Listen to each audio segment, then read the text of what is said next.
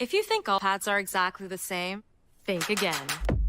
This is Always Ultra Thins reinvented with the Always Triple Protection System. This pad wicks gushes 90% faster, absorbs even more so you can feel dry, and locks odors in. Rethink your pad for up to 100% leak-free and odor-free comfort with the totally reinvented Always Ultra Thins. This is always like never before. The Cuvée Group is a Florida-based marketing and training consulting firm. We help businesses communicate to their target audience and engage them in conversation. We also help to expand their audiences, which will ultimately result in growth for those organizations. In addition to being a certified constant contact specialist, my colleagues and I are also certified in John Maxwell Leadership Principles. We use these proven principles to conduct workshops, training, and private coaching sessions for individuals and companies looking to take things to the next level. Contact us to schedule a free consultation. Issues today, don't delay, call Cuvée.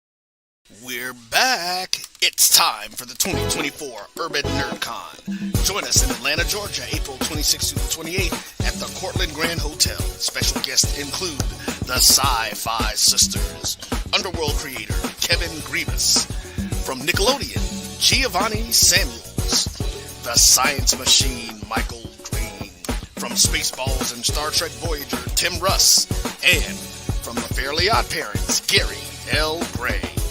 What up, y'all? It's Gary Gray. Check it out. I need you to do something for me. Join me April 26th through the 28th at the Cortland Grand Hotel in Atlanta, Georgia for Urban NerdCon. It's going to be lit. Okay. Our heroes, our villains, everyone's con. See y'all there. Visit theurbannerdcon.net to get your buy one, get one free badges before the price increases. Remember, our heroes, our villains, our stories, everyone's con. See you there. But earmuff, you stay on hard.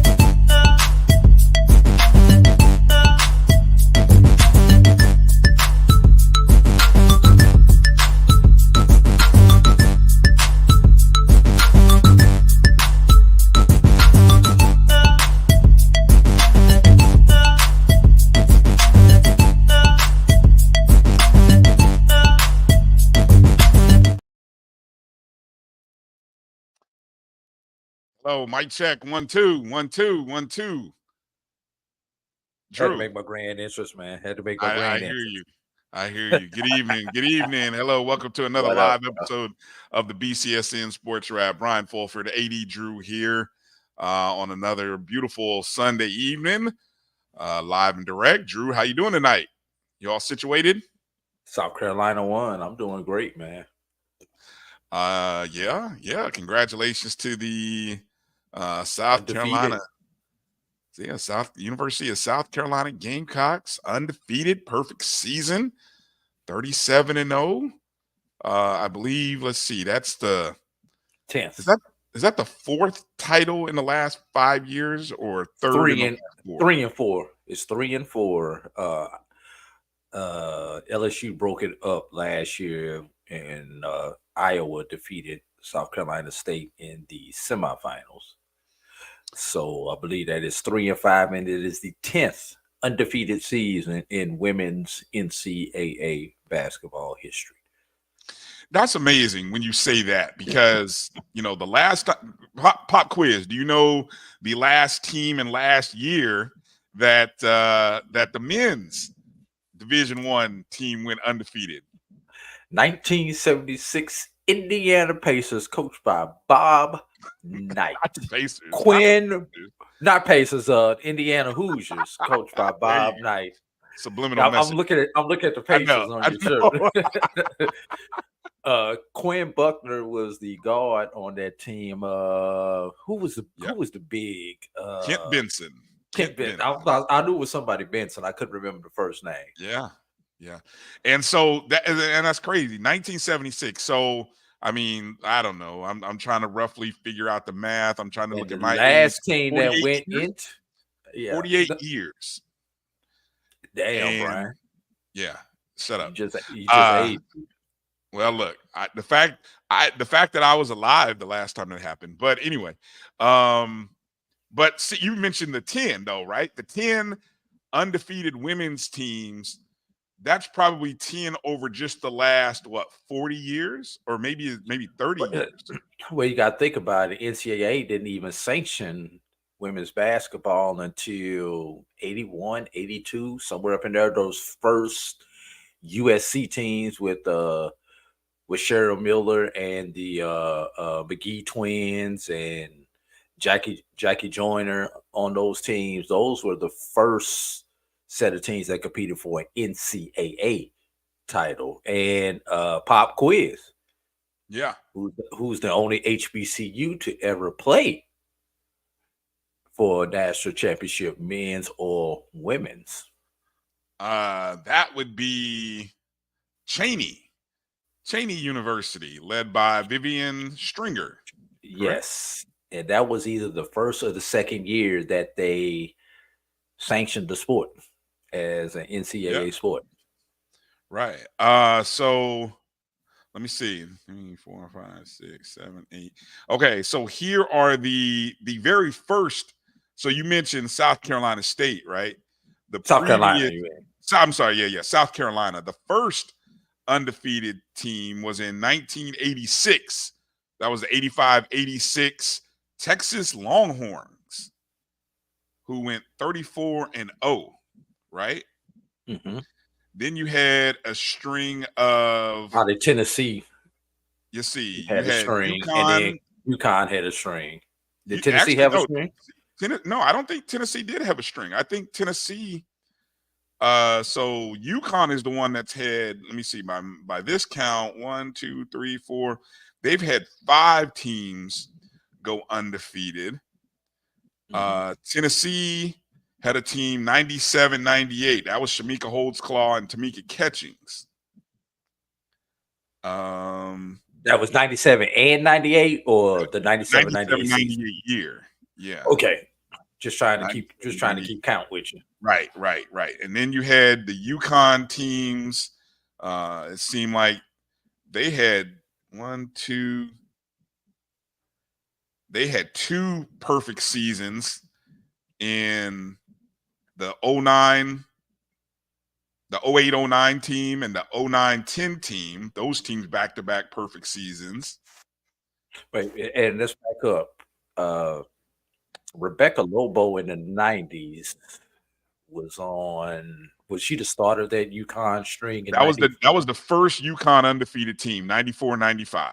Rebecca Lobo. Yeah, because I remember that because she went through the college season undefeated, and then that was that Olympic team, and they were undefeated in their tour as an Olympic team, and then of course went undefeated in the Olympics.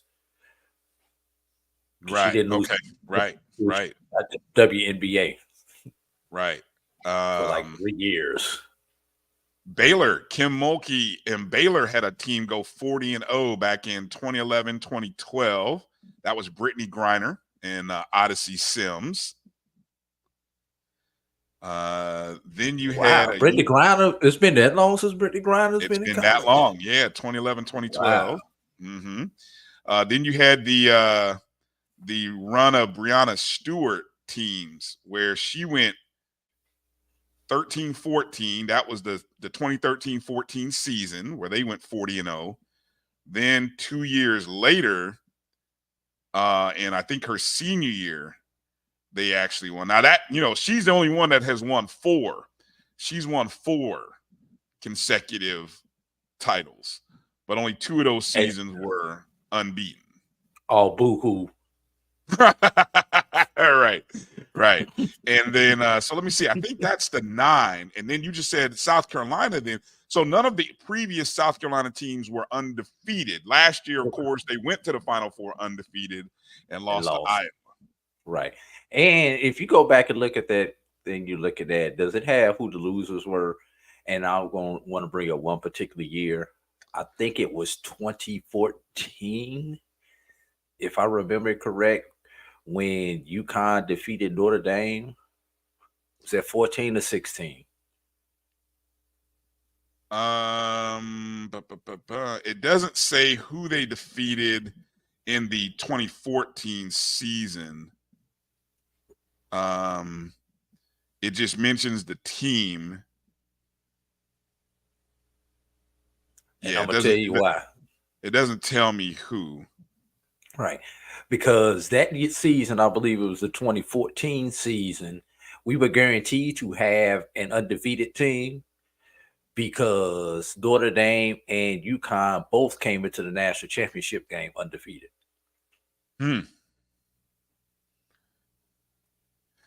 Yeah, see, it tells me who the loser. So let me see. You might. I think you're a Notre Dame fan. You're a Notre Dame fan. You would have known. I don't keep up with it that deep. I mean, there's a level to my fandom. to my fandom. It has its limits. It has its limits. So this just looks awkward. This thing here. And something, we ran a unscientific survey on the BCSN Twitter page to see which set of games people were more interested in, the men's Final Four or the women's Final Four. And 83% of those who responded said the women's Final Four. So has women's basketball caught up to men's basketball because of why? Let me rephrase that. Okay. Why is women's basketball even in the conversation all of a sudden? Women's basketball has been going on forever, but now within the last few years, you're actually having that conversation on the collegiate level. Yeah. Well, I think there's a couple things. One, and then you can also look at the fact that women's what they had in one period of time where they had a game on a Saturday that drew like 12 million. That was like what was that? Was that the Iowa LSU game? Yeah. Right. That was on a Friday.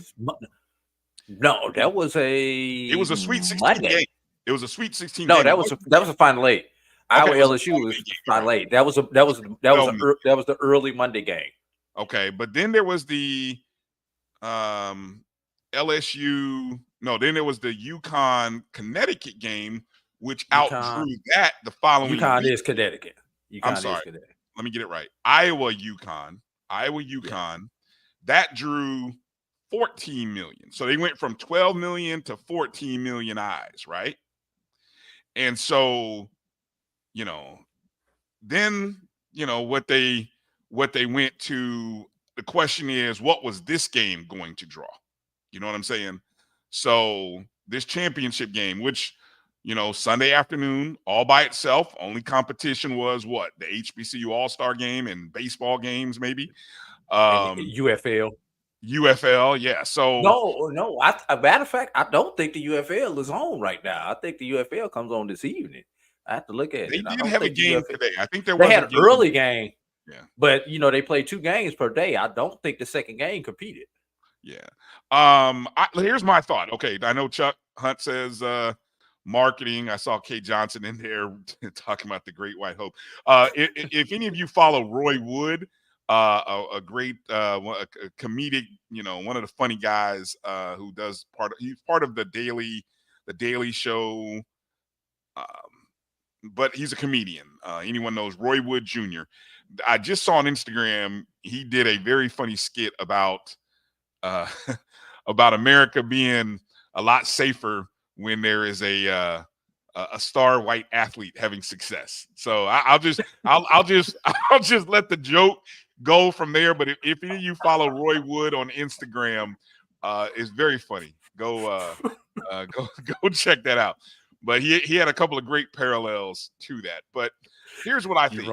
I think what women's basketball is taking advantage of is the fact that you have storylines and you have individuals with personality and a level of play which is really good. So yes, the play is good. A, you got to have good play. B, the personalities. I think when you're dealing with the women's game, there's and you can follow these people over the course of a couple of seasons. You know what I'm saying? I think all of the hype last year, where you had you had three different storylines happening last year, right? You had an unbeaten South Carolina team. I keep wanting to say South Carolina State. You have a South Carolina team. Then you had the Caitlin Clark phenomenon, who knocked off South Carolina. Then you had the LSU / Kim Mulkey thing, which then came and beat Iowa and did the whole this thing. Which propelled Angel Reese to a whole nother level. So it just everybody she was just a player until she was caught on camera talking to trash. Exactly. Everybody's interest in the sport shot up, right? Over the course of one offseason. Combine that with, watch this, NIL, name, image, and likeness, because I've always felt, Drew, name, image, and likeness was the #1 equalizer for guess who, Drew? Women.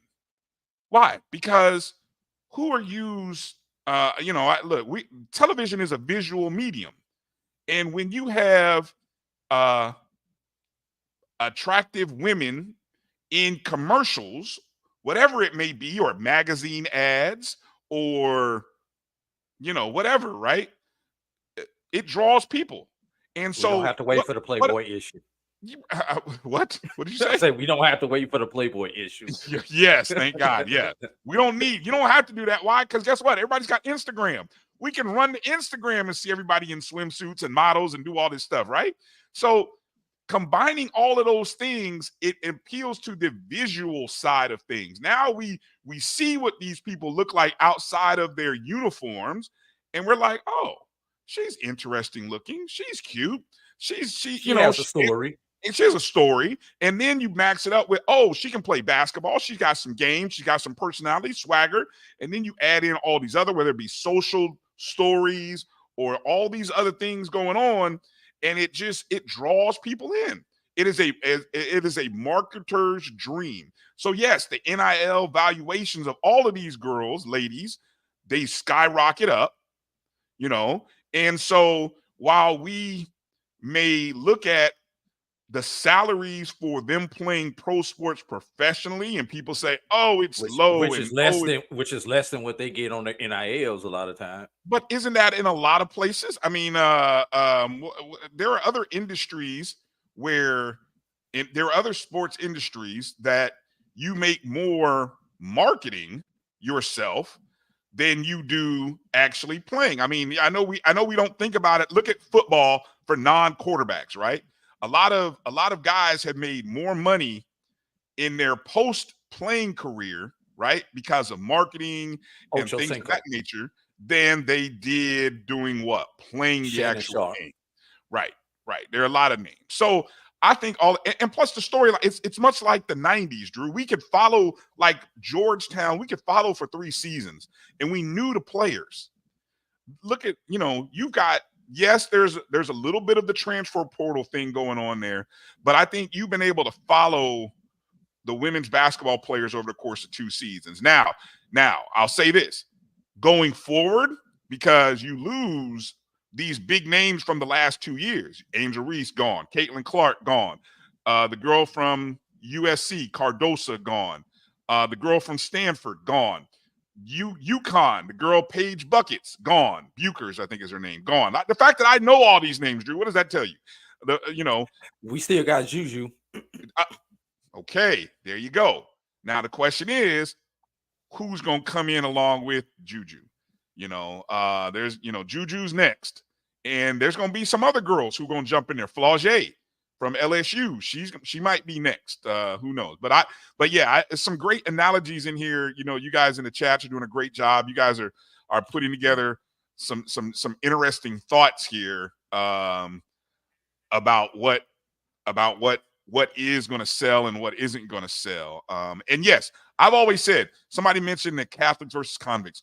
Whenever you have a villain, sports is interesting because you have somebody to root against. What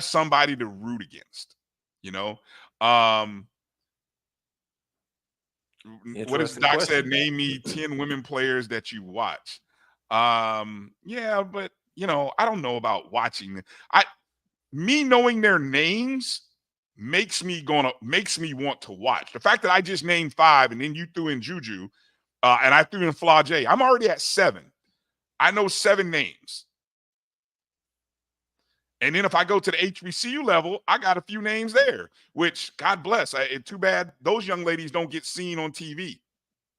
Oh, and the last thing about that, Drew, and I'm not even going to steal this because I saw Liv tweet this out.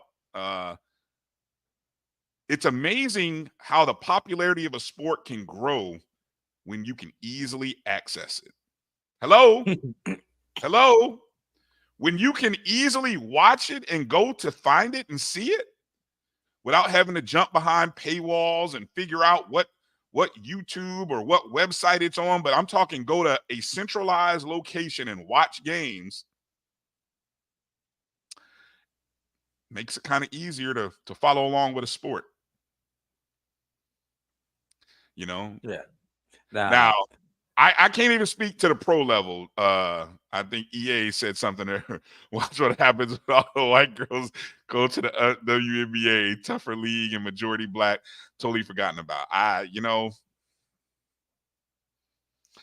It's different. It's college and pros. College and pros. I still think Caitlin is going to do something in the league. She's just too good of a doggone shooter. Okay, I'm gonna give you the parallel. What was Sabrina Ionescu? She was Caitlin Clark before Caitlin Clark. How's that worked out? Brianna Stewart was that girl 4 years out of UConn. How's that worked out? They went there. But let me get back. Let me throw my 2 cents in on this before I ask you a follow-up question. Yeah, I can't even talk right now. My 2 cents. It seems like the women's basketball game has taken a page out of the NBA playbook from the 80s and into the 90s as far as marketing stars, intentionally or unintentionally.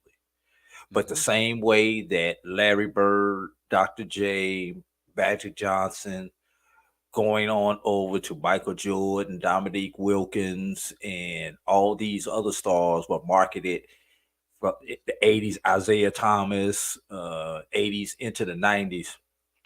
It seems like we're getting that on the collegiate level. And it's kind of, I don't know if it's intentional, but I think I go back to, 21, post-COVID? When all those young ladies made that stink about the inequity of their tournament versus the men's tournament, from the hotels to the weight room to the training tables to the nutrition, that whole thing, that whole stink behind it, kind of brought it out. And since then, went from being spoon-fed women's basketball to being hit over the head with it, for lack of a better words, good or bad. Now, if you are a basketball purist, you love the women's game more than the men's game. It's a much more fundamental game that relies more on your skill set than your athleticism. Now, I'm not saying that these women are not athletic. They are athletic. But when I'm coaching, Brian, and I'm telling, when I was coaching high school, and I was telling my middle school and high school players what to watch. Don't watch the NBA. That's a business. Right. That's it. That's entertainment. Don't watch college basketball. They have athletic ability that you do not have yet. Watch women's college basketball. Are you telling boys or women? Yes. You telling boys that? Yes. If you want to learn how to play the game, especially if you're below the rim, if you want to learn how to play the game, that's a hard sell. If you want to learn how to play the game, you want to learn how to pick and roll, how to run fluid offense, how to run a fast break, all the little things in basketball. That's what I used to have. That's what I used to have them watch, was women's college basketball. I don't. Yeah, they're gonna be some. That, Drew. I'm sorry. They're gonna be some hell balls, but once they get up off the floor, think about it. It's a much purer game. I think look, and if you had players who admitted to you that they bought into that, I applaud those young men for being open-minded enough. They lied to me enough where we won.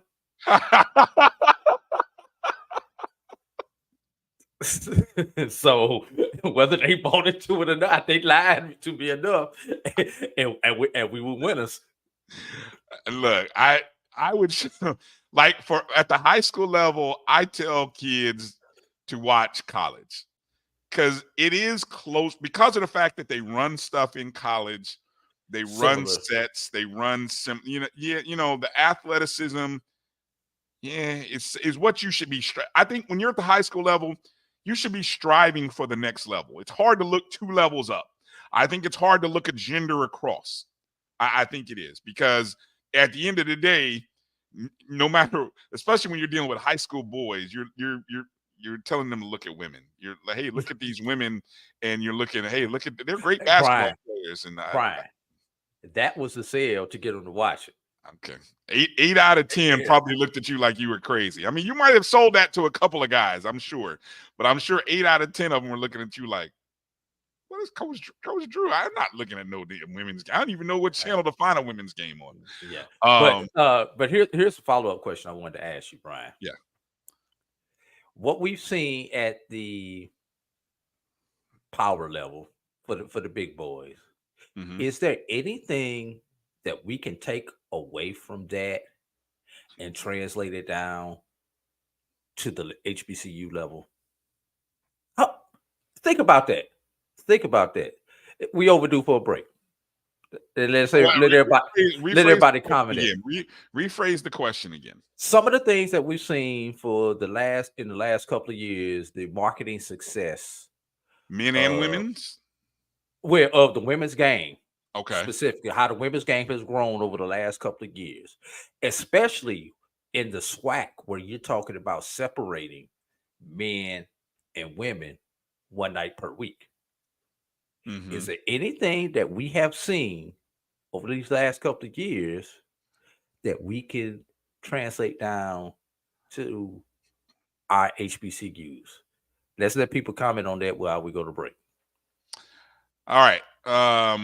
Coming back right after this break, very short break. You're watching the BCSN SportsWrap right here on the Black College Sports Network. We'll be back in just a moment.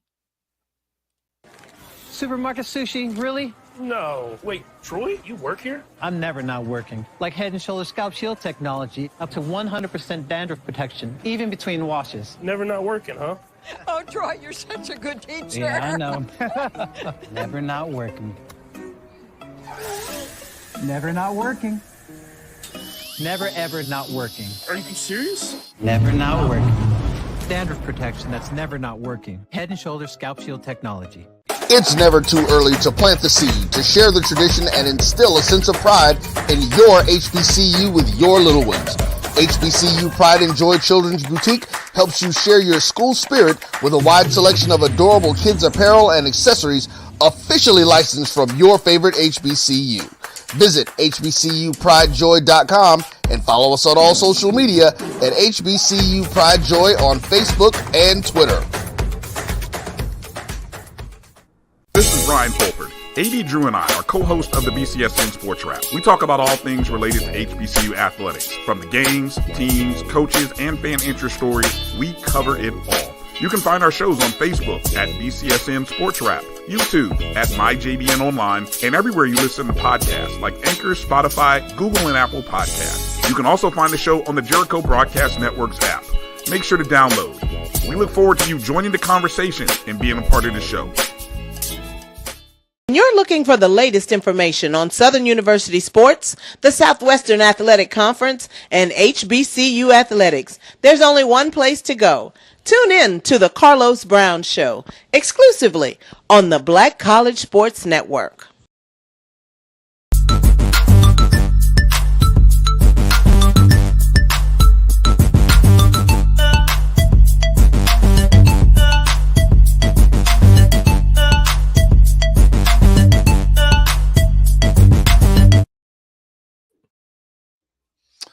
Welcome back to the BCSN Sports Wrap. Brian Fulford, A.D. Drew here, saying hello to all of our friends watching us on Instagram, or maybe you're watching us on X via the BCSN. Please make sure you're following us and follow us. You can find us on Facebook, X, and Instagram at MyBCSN1, the number 1. You can also find our show, BCSN Sports Wrap, on Facebook as well as on YouTube. So hello to all of our people watching on YouTube. Very active chat group going on right now. Make sure to hit the thumbs up button. If you haven't, all of you chatting, take a second while you're chatting, scroll right over and hit that thumbs up button if you would. It helps out the algorithms. Also, if you're on Facebook, hit the like button. We appreciate it. Okay. Real quick, before we get into your question that you proposed, do you know that there's an eclipse happening tomorrow, Drew? Yes, I do know that there's an eclipse happening tomorrow, and I have a meeting at 3 o'clock, which is when it's happening, my time, but it's only a partial eclipse. So let me tell you about South Georgia. Okay, real quick. The funny thing that I was told in of course, I teach at a private school right down here in Orlando. I was told on Wednesday, I think this was Wednesday, we had this little meeting, that because of the solar eclipse, there's a particular county in Orlando area, that apparently is sending kids home. Like a county is literally like cutting school off half day, sending people home. And then I think another county is locking kids in so that you can't go out. I guess they're worried about kids looking up at the sky.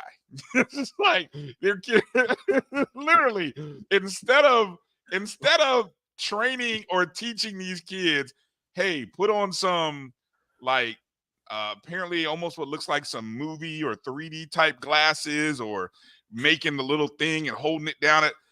I guess they're worried about kids looking up at the sun to see the eclipse. I'm laughing and being blinded. I'm laughing, but I guess I shouldn't, because what they say, kids do the darndest things, right? And now I remember what I needed to tell you. Yeah, so I guess that is a thing apparently where there's a lot, and I'm curious, you guys any of you who have kids, have you heard of this happening in your kids' school system? Are kids being locked down or sent home because of the eclipse? I'm sitting here watching the news and they're telling people what to do about the eclipse and everything like that. And then it just came to mind, wait a minute, we got a county in Orlando, in the Orlando metro area, that literally I think they are sending kids home, not cutting school off, but like, hey, we're sending people home at noon. So that way we're not going to be responsible if your kid if your kid looks up, it's not on our time. And the other school is like, I'm flabbergasted. I am. But please answer Edwin's question. Is it? Yes. Why not take the kids outside and show them how to win? At the same, right? No, the last one. I don't know if it's a. I can't call it a black school district, Edwin. I can't call it that. It is a minority, or majority minority. It's probably very. It's probably very 30-30-40, or maybe it's probably maybe. I would say it's probably heavy 30-30-40. What is that? 30-30-40 between Hispanic, black, and Caucasian, white. Yes. But it's a large school district. It is. I'm amazed. Here, yeah. So I know Mary 305 down inside. I have no idea, but yes, it should be a science project or something. Hey, here's glasses so that we can all. There it is, Thomasville, North Carolina, early release day tomorrow. See, it's happening all over the country. I'm telling you, they are sending kids home because the schools and the school district are like, hey, if you look up at the eclipse, it is on your dime. It's not on our liability. It's not on our lot. It's not on our presence. So yes, that is happening. So God bless all you parents and kids who got to deal with a bunch of kids doing this at, I don't know, noon or 1 o'clock or whatever time it's supposed to happen. Area, so I don't know exactly. Get the shoebox with a hole in it. I mean, there's all kinds of ways. You can take a sheet of paper, punch a hole in the paper, and hold it down. I mean, there's all kinds of things you can do, man. Anyway, yeah. See, there it is. School, they're out of school. I'm telling you, it's crazy, man. That's where we've gotten. Okay, I just had to bring that up, Drew. Your question on the floor. This is funny. Your question on the floor was about what can we do to transpose some of this momentum to HBCU. I think what has to happen, Drew. It's a great question that I think it starts this time. I'm going to say it starts maybe at a conference level in conjunction with the schools. I think the marketability of the SWAC, and I don't know, man, maybe I'm crazy. Maybe I'm crazy for thinking that SWAC women's basketball has gotten more interesting and had better storylines than the men. Would you say that who had the better storylines this year, the SWAC men or the SWAC women this past year? In basketball? Basketball, yeah. Because I would say it's the women. I would agree with you. Because obviously you had the Jackson State with Tamika Reed going 18-0. Yep. You had who was going to be number 2. Right. You had the emergence of Florida A&M on the women's side. Sure. You know, Grambling. You had Grambling as well. I was going to get to that, and you had the unfortunate incident UAPB. at Pine Bluff. Mm-hmm. So I'm trying to think. Were there any other big stories on the women's side? Alabama. Oh yeah, Alcorn, Israel, Alcorn women. Yes, even though Alcorn. Yeah, at the especially the run they made at the end to get in, and you had Southern get to the championship game. Southern, but there were so many teams, and you know, going from the non-conference, there were so many opportunities to be able to tell, and there were people out there who were trying to push and tell people about the women's game and the women's players, and I applaud those who did a great job. People like Liv did a great job this past year pushing for more about women's. But being able to see the games has to change. Being able to be aware. So if the SWAC is going to this single day where women's games are available, they have to be somehow, they've got to be able to get in those meetings with their television partners and figure out how can we capitalize on what day they're planning. Is it Thursday? I believe it's going to be Thursday. They will be solo, and the men will be Okay. solo on Mondays. So I think that's a great opportunity for Thursday because, during that time of the year, you're not dealing with playoff football. You're not dealing with college football. The opportunities to focus in on solely the women's game are there. But what that means, though, Drew, is there's got to be some promotion during the week. You got to be able to know. And this is the challenge. This is the challenging part about where resources matter. Because our athletic departments don't have the complement of resources amongst their own staff, to be able to talk about these players and these teams at a higher level than they are, information falls through the cracks. You don't have an opportunity. Like if you don't have one or two people who can constantly focus in on telling basketball stories or talking about the basketball program, but if the same person who has to promote basketball as well as, now I know that's the only thing, it's not really the only thing going on, because while basketball is happening, you either have just finished football, or you're preparing for the spring. You got indoors for those who run it indoors. Right.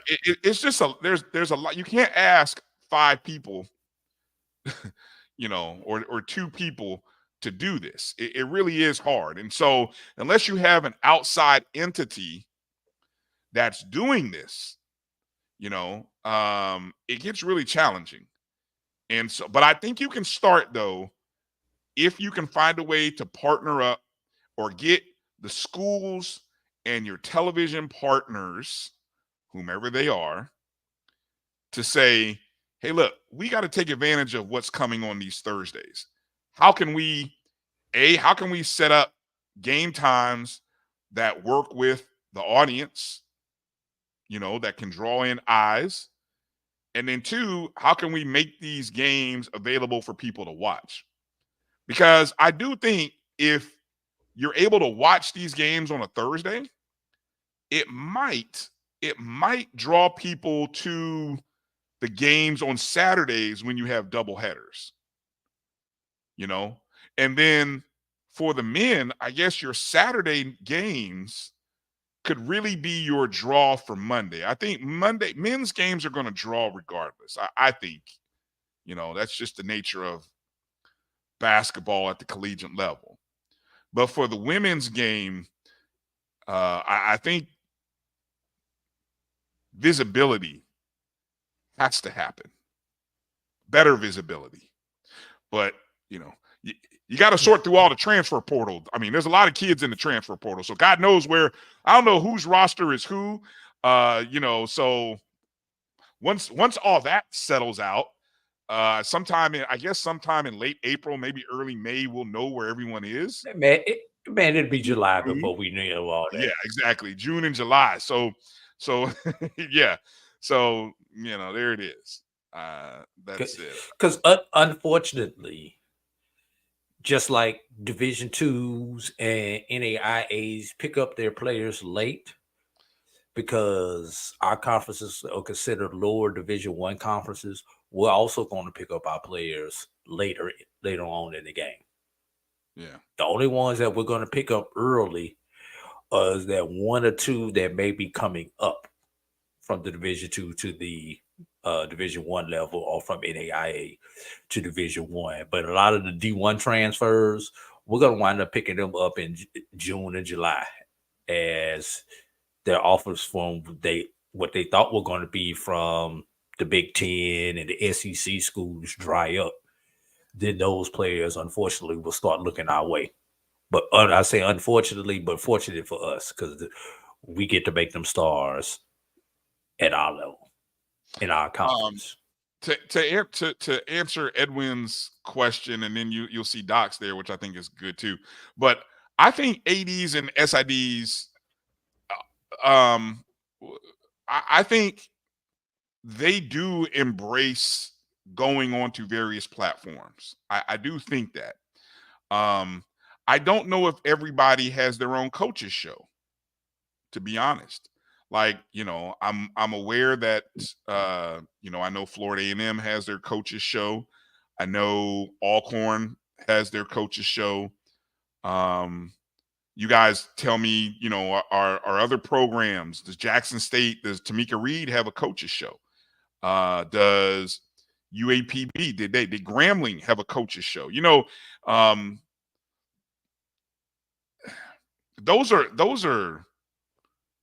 There's a reason why those kind of things haven't gone away at the highest level, Drew. And sometimes it's like we're scared to look at what's being done at a Power 5, Power 6 level.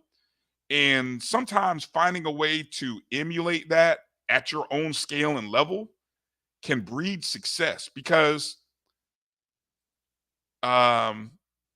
it's been proven to be successful. Yeah, most don't have coaches shows. That's bad. That's sad. That's unfortunate. Bad and sad. Yeah. You had a slip in there, but I called it. That's bad and sad. Yeah. What is this? Someone be the Bear Bryant for HBCUs and get me one of them. Well, I don't follow. What is that based off of? I don't know. I don't know if that's a Caucasian who can shoot or I don't know. Hey, just like when Bear Bryant got beat by all those young black boys, it's like I need to be one of them. Blueprint. Jackson State went 26-7, averaged 1,184 fans per game. That's terrible. I don't know. Compared to who? Thank you. Compared to everybody else, was it terrible or was it the best? I think it might have been the best, if I'm not mistaken. Now, the fact that was the best, maybe that's what's terrible. Yes, terrible, but it's still probably the best. Yeah, man, that's too much work, EA. Yeah, I was right. What? That's what he was talking about. Give me one of them. Well, look, yeah, we had a couple of light-skinned girls, but they never passed her the ball, and then anyway, that didn't work. It didn't work out too well. But anyway, and so now look, Doc here's the trickle down. Here's the problem with all of this, right? Here's the problem. I want to see if you're gonna say you have to go in with a plan to create something, but then you also have to have a plan to go out and create and find the sponsorship to promote it and generate some dollars off of it. But here's the problem, Brian. Do you expect somebody to sponsor your event or your podcast or your coach's show and you have no proven record as far as, and I'm not talking about wins and losses. I'm talking about who's going to be watching, how many eyes are going to be watching. If I am putting my dollars, and I'm talking as a business person and somebody who used to have a small business, I used to get asked for sponsorships all the time. How does me giving you return? What is my rate of return? What am I giving back? Mm-hmm. Because when you ask me to sponsor something, I'm expecting some type of return for my investment. ROI is what you call it. Right. Now, if you ask me for a donation, that's different because that's philanthropy. And people understand those are two different things when we approach these businesses asking for stuff, asking for a donation and asking for a sponsorship it's two different types of marketing. Yeah. So here's You almost have to. Let me ask. Do I let put me, my wait a minute? Let me say this. Do I put my coach's show out for free to build my audience so that I can go out and get the sponsorship, or do I expect those sponsorships up front? You understand? You understand what I'm getting at? I think you have to throw it in. Let me ask this. I think you have to lean on your biggest, most watched sport, i.e., guess what? Football. And then you have to be able to throw in the additional views to say your sponsorship is not only going to go with football, with where we think where most of your viewers are going to come from, but we're also creating coaches shows for this sport, that sport, let's say our men and women's basketball. Like, for example, I know Florida A&M and Alcorn, they partner up. The men and women's coaches shows are kind of pushed together in a 1-hour show. There's not a solo 1-hour show for the men and a solo, not like football. Football, you could probably have a solo 1-hour show, but they package the men and women's shows together. I know Alcorn State does it. I know FAMU does it. That's the model that I would use, right? So again, how are you paying for producers of the show? Again, I'm packaging in the basketball shows with my football show. My football show is going to be the biggest draw. Okay. On game days, I can run ads, I can run promotions during the season. That's the big draw. The ancillary shows is going to be the basketball show, which basically I hate to say it this way, I'm giving away an additional 3 months of sponsorship by supporting our women's team and our men's basketball program. I'm giving that away, but I'm adding it into or baseball or softball, whatever ancillary sports you want to do. But we're talking about basketball right now. Right. We're talking basketball, but I think that's the creativity that has to come from the AD or whoever your marketing people is or are, and you have to create that. And I think sometimes you have to create your watch. You have to create your watch. I mean, for example, I'm going to use Charles Edmond and Alcorn State, right? Alcorn State, they promote their stuff through their radio network. But then guess what? Charles and them came to the Black College Sports Network and said, "Hey, will you run our coaches shows?" Hey, sure. Because guess what? We want content. So yes, we'll run your coaches shows, which aired a day ago or maybe sometimes 2 days ago. We'll run it on our network because A, is still relevant. B, it gives us viewership, but at the same time, it's still promoting your program. So it's putting your show. And for most people, it's the only place that they know to find it. Because most people aren't. Because if you're not an Alcorn alum, you're not looking for the Alcorn coaches show and know exactly where to find it. But if you are, follow this network, then you know that on Mondays or Tuesdays or whichever day it decides to come out, you're going to be able to watch whoever the football or basketball coach is show at Alcorn. But here's something else that you have to factor, Brian. Especially when you think about football, with the high turnover that we have had in football in the SWAC in the last 3 years. Yes, let's be real. Mm-hmm. It's a good bad thing because that coach needs to have an opportunity to get out and, for lack of a better word, let the community meet him via the coaches show. But at the same time, people want to beat him because they don't know him. I need to see him. I need to see what he do on the field first, and then if they start winning, then I'm interested in the coaches show. So there are a lot of different catch-22s and factors that go into. I think I saw Doc say most HBCU coaches don't have coaches show. That's sad. That's sad because I think people want, if you're interested in the football program, interested in football, which most of us are, you want to hear from the coach. That's easy. I believe it's easy money, easy opportunity. Hear from the coach.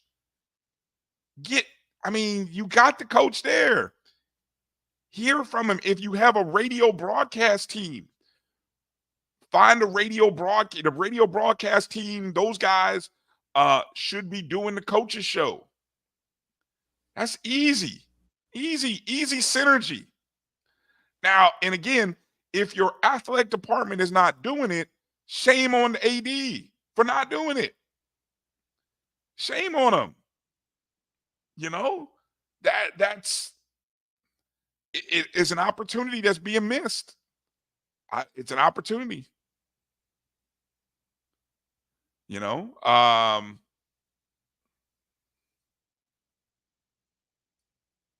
Good comments coming in the chat. Good stuff. Appreciate everybody's feedback and input here. So I wanna get ready to take a next break that we got coming up, and just quickly make sure we mention, before we maybe talk about this men's championship coming up on Monday night, again, make mention of a few other news and notes that we saw from this past week.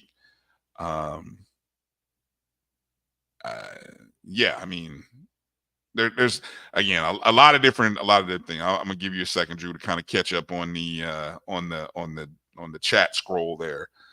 I don't know. I would love to be able to look at that analysis and really maybe put together a survey of the athletic directors and kind of find out, do you have a coach's show for, let's just take the main three sports, right? Football and your two basketballs, right? I'm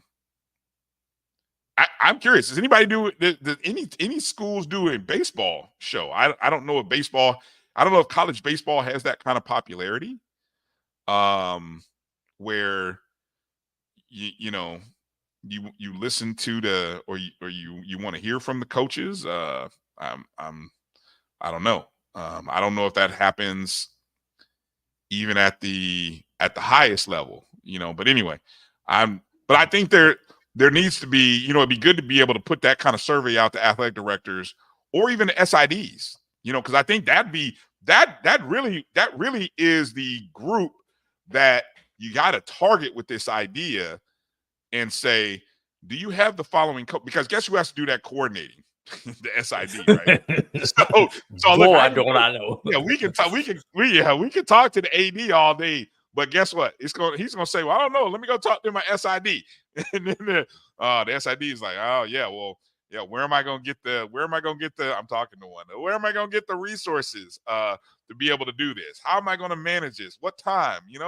What time frame? All these questions, Drew, right? I don't know. Because a lot of time the coach's schedule and the SID schedule, when they're free, are not the same. Mm-hmm. And both of them put in enough hours where it's hard. But if your athletic director understands the importance of connecting your coach with your community, he's got it, he or she, because there are some female athletic directors, they've got it in the contract and saying, hey, coach, part of your responsibility is to do a coach's show. They're like, huh? Yeah, that's part of it. Part of it is to do a coach's show. Yeah. Hey, Brian, before we jump off of this, going back to the original question about women's basketball, there were two questions. There were two comments that I held back that I wanted to throw out there. Okay. And Auntie Roy asked a very interesting question. Yes. Well, okay. First off, The men. Okay, so how can you really tell attendance when the men's game is followed by the? Okay, so there's two different. Okay, so I think there's two different things here. One, you everybody comes in and scans, right, a ticket. So I think you can go from this level, Drew. You can start with whatever time your game is supposed to start. You can start with your attendance numbers when you first open the gate, right? Up until, let's say, Brian, halftime. if you're scanning, it tells you what time those Tells you tickets all are of it. scanned. Exactly. So you So know take what time to yeah, cut it off, whether you cut it off at halftime or third halftime of quarter the of the women's. women's Yeah, game, or even after if you're trying to get the women's number up at the conclusion of the women's game. Because you exactly. still have a 20 to a 30-minute period between the women's and the men's game in order to quote unquote reset your scan. Right. It is complicated. I'm not gonna lie. I think it is. Yeah, it is complicated to kind of figure out your attendance numbers. It's better than the old school way of doing it. look like 832 out there. 830. Put 832 on. How you know that? Well, our capacity 1,000. I only see a few empty seats over here, a few empty seats over there. 832 is Yeah, a good number. I'm curious. Yeah, that's a great question. I don't know if there is a formula. Maybe we have to ask. That's a great survey question. We have to write these down, Drew. I think we know a few SIDs. We need to write these down, and we need to send a survey out to these SIDs that we know. Brian, I've freelanced at enough of these institutions. I can tell you how it's done at a lot of these institutions, but I'm not, because I don't want to give away trade secrets. Yeah, well, that's why I said. That's why I said we'll put it in a survey, and then we'll see if we can get some answers. Survey. What was that second question that you had? What was that second one that you had? Right there, Dr. Cavill's comment. The numbers for attendance are greater than if they had a losing season. What is that? Winning what attendance numbers? Winning versus losing? Women. Yeah, women's attendance. Yeah, I mean I guess that goes to the whole what he was saying. I know Doc had said something about winning helps. Winning helps all. Yeah.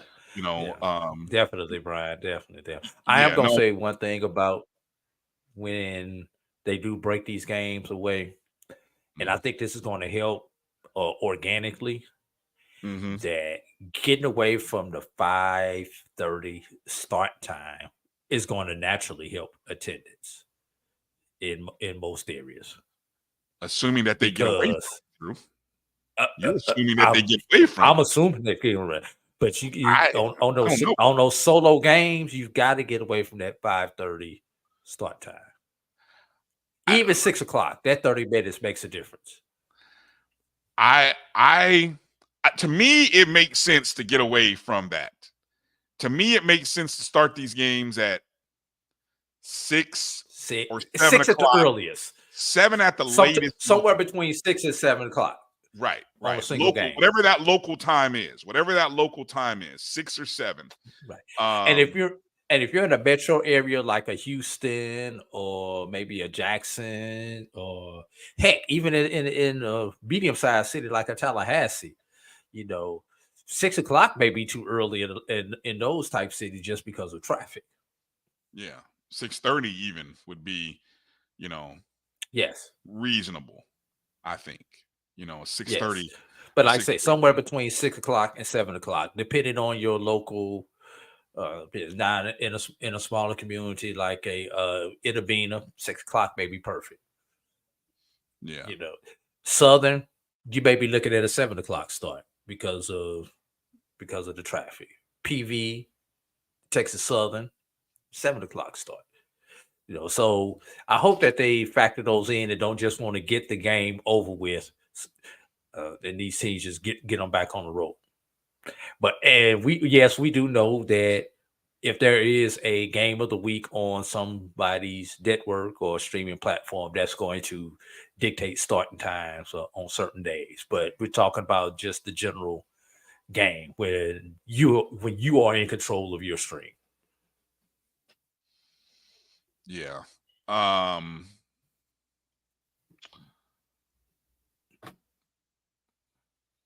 Yeah, I was just looking at a couple interesting thoughts there. What keeps the campus from 5:30 game is all about who wants to be there.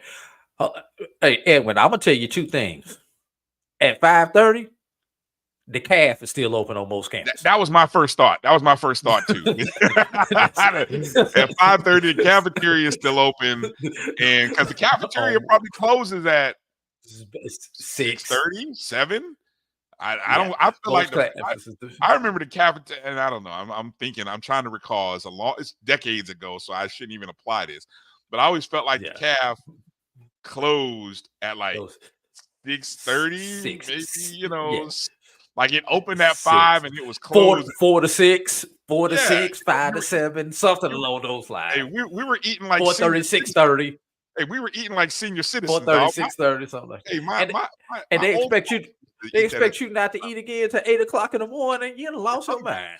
Wait, we were fasting and didn't even know we were fasting. That was why them late night Gumby's and all them other horrible pizza places. They were killing it by 9, 10 o'clock because kids were hungry still. Dollar burgers and everything else. Yeah, man. that's why those were so popular, man. The cafeteria closed at 6:30. Kids, man, if you missed that time, shoot, man, you were hungry by 8, 9 o'clock. Shoot. Now the other thing, which and this won't even factor, most people when they have evening classes, if you have an evening class, that's going to start 6:30. If you have an evening class, so you're not going to get those people anyway, as far as the students go. Yeah. So, I mean, look, you can't get everybody. That's the, there's always going to be obstacles that prevent people from coming. But, the challenge is going to be if the best team in the SWAC was only drawing an average of 1,100 people. And I don't know if that number was accurate or whether that was just one game that was referenced. But whatever the average is, if the best team in the SWAC was only averaging 1,100 fans,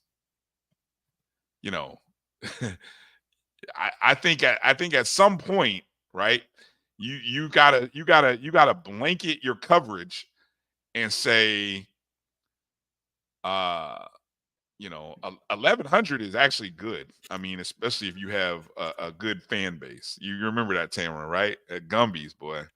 Man, it tastes like cardboard, but it was good. Oh, yeah. It was cardboard, which made it sauce. Hey, yeah, boy. I know them. Yeah, man. That business used to make a killing. I don't know how they. Oh my goodness! But long before Hunt's Brothers was ever thought about, man. Boy, but anyway, all right. Let's take a quick break. Let's say that stuff for the break, man. Yeah, and Brian, I do remember well who I need to get the belt to. You do, okay. So I'm gonna let you rip that out. I do, and put that on somebody. Time for somebody to get their spanking. Drew, you funny. All right, let's do that and hit up a few other things here after this short break.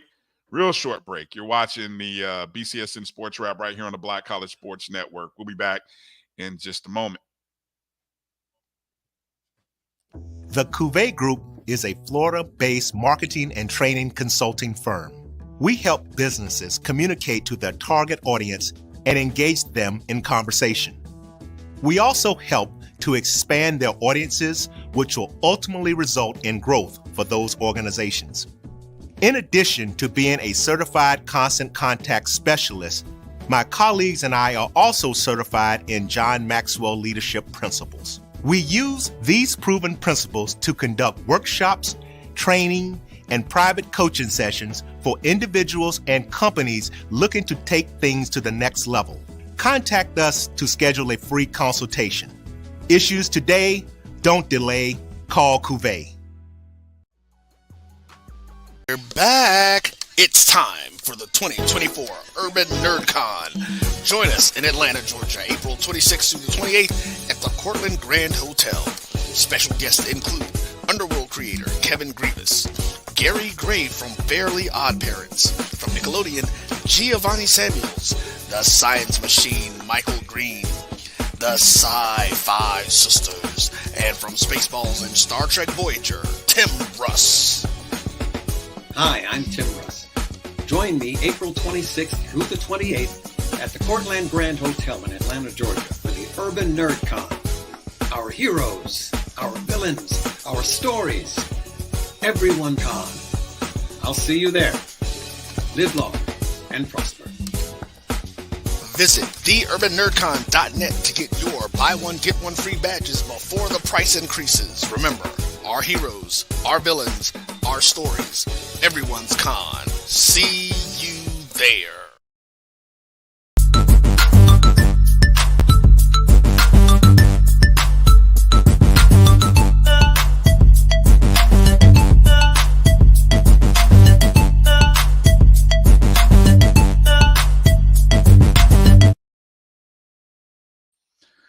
Welcome back to the BCSN SportsWrap. Bryan and A.D. here with you.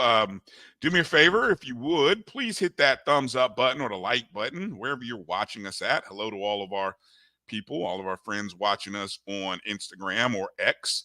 If you want to get involved in the chats, you can join us on YouTube. That's the Jericho Broadcast Network's YouTube page. Just go search MyJBN online or BCSN SportsWrap is where you can find us on YouTube, our Facebook channel, of course, Black College Sports Network on Facebook, or BCSN SportsWrap on Facebook, and that's where everybody is chatting.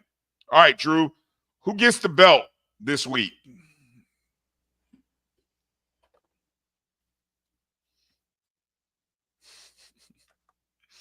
It goes to the governor of Louisiana.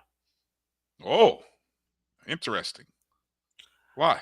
Not gonna call his name, but the fact that now he wants to pass legislation because the LSU women were not on the court for the national anthem, to require all state schools to be on the court for the national anthem. When weren't they on the court? During the national championship game. Not national championship. I mean, during the game that they lost. The what was that? The final 8 game, the Elite 8 game that they lost. They were not on the court because their normal routine is at 12. If you've ever watched college basketball, most teams go back to the locker room between 14 and 12 on the clock. Right. That just happened to be the time that they played the national anthem because it was a national broadcast on that particular day at 12 minutes before, instead of just prior, like a lot of times that we see. So it wasn't out of any kind of protest or anything. They weren't protesting. No, it was not out of protest. It was their normal routine. So how did this become a thing? That they always go to? Because the governor made it a thing. Oh my God. So Jesus. That burned me, because part of what makes us Americans is our freedoms and our right to choose. And if there was somebody who chose not to participate in the national anthem, that is their right as an American. Whether you agree with it or do not agree with it, that is their right.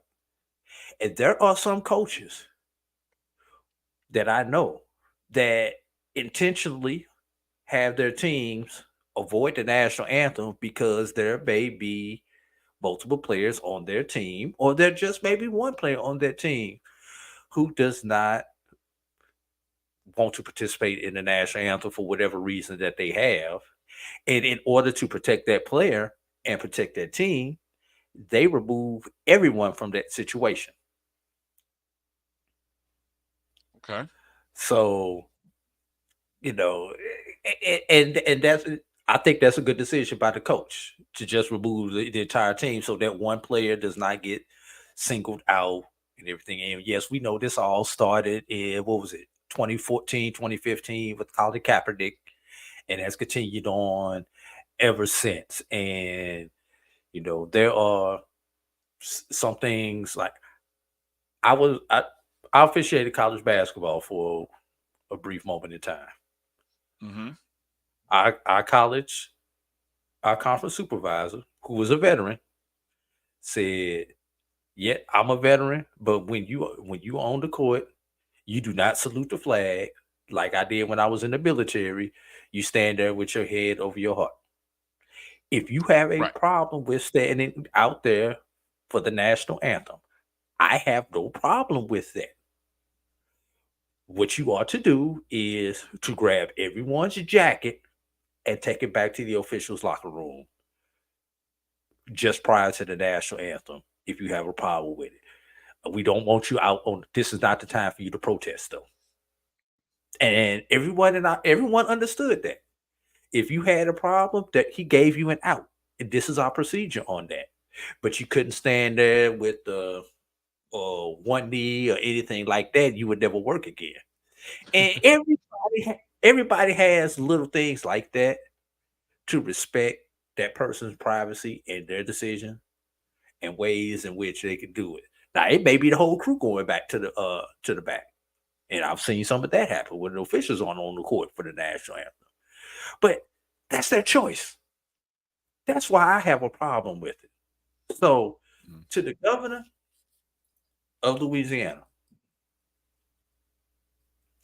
you get some lashes. Lord have mercy. And I do have a follow-up to that, though, Brian. I'm gonna let you comment first. Well, I don't. Your follow-up may be similar to mine, but what's your follow-up? Go ahead. Well, it has to do with the national anthem, but it does not have to do with this particular matter. So I'm gonna let you go if you want to comment on this matter of the national anthem.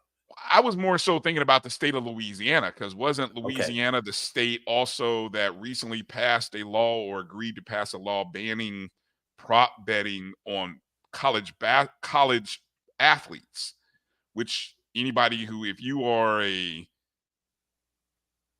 if you're into that kind of thing, then there's a market on performance wagering. So not only is it just about the games, but you also can wager on how well a player does in the game. All kinds of statistics, very popular at the pro level, but it's even now at the college level.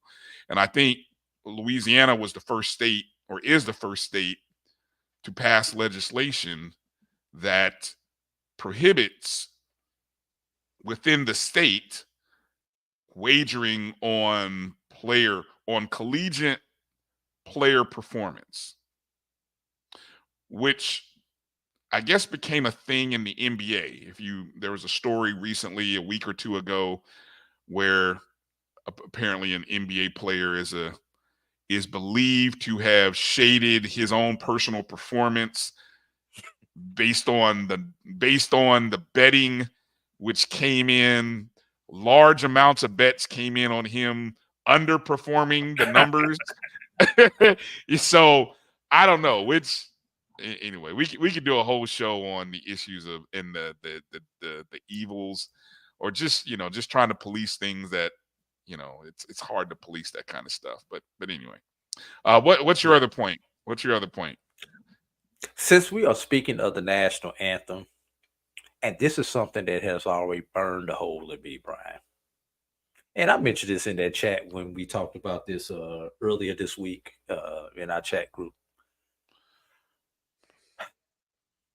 Why, as HBCUs, do we not play the Black National Anthem before the national anthem, i.e., lift every voice and sing? my personal belief, and this is A.D. Drew speaking. This is nobody else's opinion. This is not the opinion of the Black College Sports Network. Although a lot of people at the Black College Sports Network do agree with me. I don't think HBCUs should start an event without Lift Every Voice and Sing prior to the national anthem. Now, I'll make a stink over that before I make a stink over somebody not being out there for the national anthem. I'm just saying. Consistency. Because it's ours. Consistency, Drew. There are football programs that I know G Boom said Prairie View plays it at all of their athletic events. I know there are football programs that play it before the national anthem on football games. But I'm trying to recall whether that same school did it before. But no, you know what? I agree with you on that, Drew. I do I do think it is ours. Now that's interesting. The order is interesting. That's different, you know. Which should come first? Which should come second? I was always taught the Black National Anthem came before the national anthem, but I have seen events where the national anthem has been played before, the Star Spangled Banner has been played before Lift Every Voice and Sing, you know. And I'm gonna be honest, I don't care about the order. Just play. Well, just play both of them. You have to care.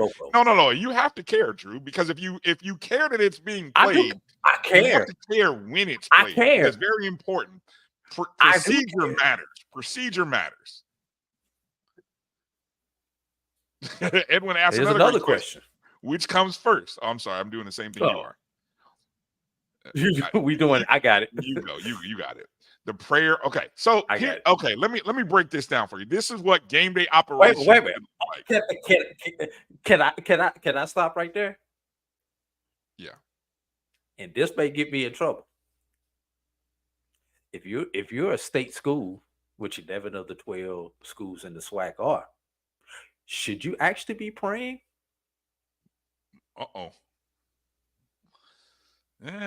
That's a great question. It's something that I've always thought about. I mean, I don't. Once again, no personal problem with it, but you know, we talk about, and let's take Southern in Louisiana.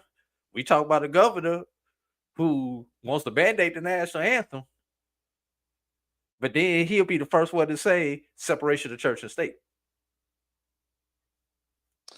I think people use separation of church and state incorrectly. I think that example you just gave is I think there's a difference between separation. Look, you guys are funny. Before I let you go. That's funny. Literally. Okay, and then you throw the ball up to Nick. Yeah, exactly. Next should follow the national anthem. Okay, so this is my order. I think you definitely should have your. We call it. Isn't it called an invocation, Drew? Not a prayer, but your okay. So your invocation should start the event. But again, I'm almost like Jeremiah Clark here. Just start the damn game.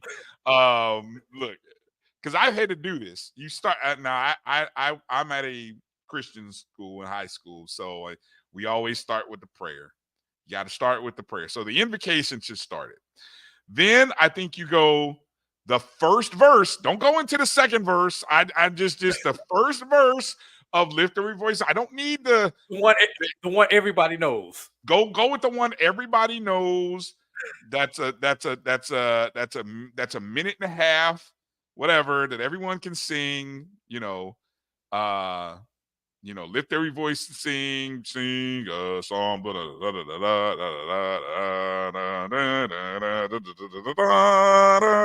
Okay, and then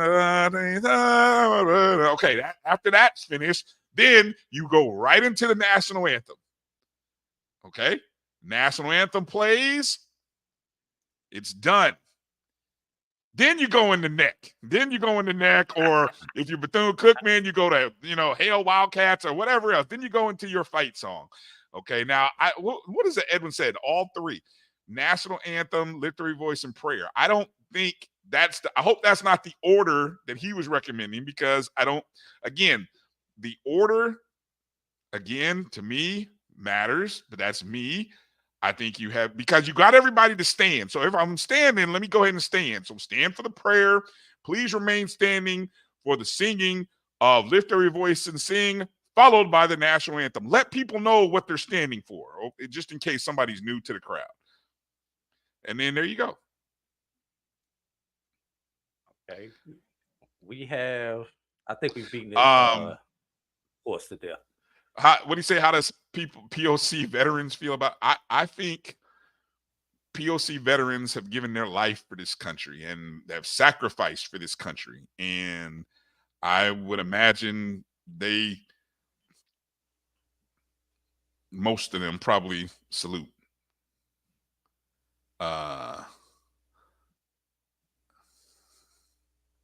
Okay. I don't know, Karen. I don't know how this became a topic, Karen. This is a great question. Karen with the actual question. I have no idea how this became a topic, Karen. I'm sorry. I know you just jumped in and you're like, what the hell did I walk in on? Drew, blame Drew. I started Karen. talking about the national anthem in Louisiana.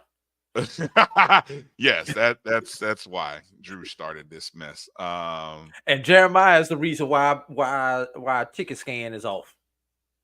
Exactly, showing up late instead of, and that's why he wants to just start the game, because you didn't missed all the pomp and circumstance before. Now the great question is, though, again, if you're not playing this at your basketball games, you're doing a disservice to Drew's bigger point, which is that it should be played. Okay. Yeah. Where were we going after that? Jesus, I had lost track. Okay, a couple of coaching things here. Okay, a couple of coaching news and notes that we got to get to. First off, this one kind of didn't get as much buzz as the one that happened over the weekend, but earlier this week, Florida Memorial selected Kevin Herrod to lead its women's basketball program. Florida Memorial, proud to announce, I'm reading right here from FMUathletics.com. Florida Memorial University is proud to announce Kevin Herrod as the new head coach for the women's program. With a remarkable 17-year coaching career and a legacy of success, Herrod is set to lead the South Florida-based program to new heights. Quote from Coach Herrod: I am deeply grateful for this opportunity. I want to extend my heartfelt thanks to A.D. Horn, that's Jason Horn, Brentwood Partners, the search firm, and the FMU athletic leaders for their confidence in me. Their support is instrumental in our shared vision for the future of FMU women's basketball. The last 2 seasons, Coach Herrod had been at Langston University. This past year at Langston, he had a record of 24-8, a second place finish of 17-5 in the Sooner Conference, and a trip to the NAIA National Tournament. Now, just 2 seasons ago, Coach Herrod was the women's coach and the athletic director at Talladega College. So he and Coach Chris Wright left Talladega and came to Langston. Coach Herrod had to do a little bit of a rebuild his first year at Langston, but he got it right the second year. During the 8 seasons in which Herrod was at Talladega, he had a 171-68 win-loss record, making him the most successful HBCU women's head coach during that time span. He won multiple GCAC regular season and tournament conference championships during that time span. And just 2 seasons ago, Drew, Florida Memorial, was it Stanback? Stanback was Yes. Gregory. I think his first name was Gregory Stanback. He had been the coach at Florida Memorial for like 16 years. for a 16, minute. I think. Yeah, for a good while. Yeah. And he'd built a really great program. Still is a great program at Florida Memorial. And so he stepped down 2 seasons ago. And you know, what do you think of the hire? I love the hire. I thought great hire.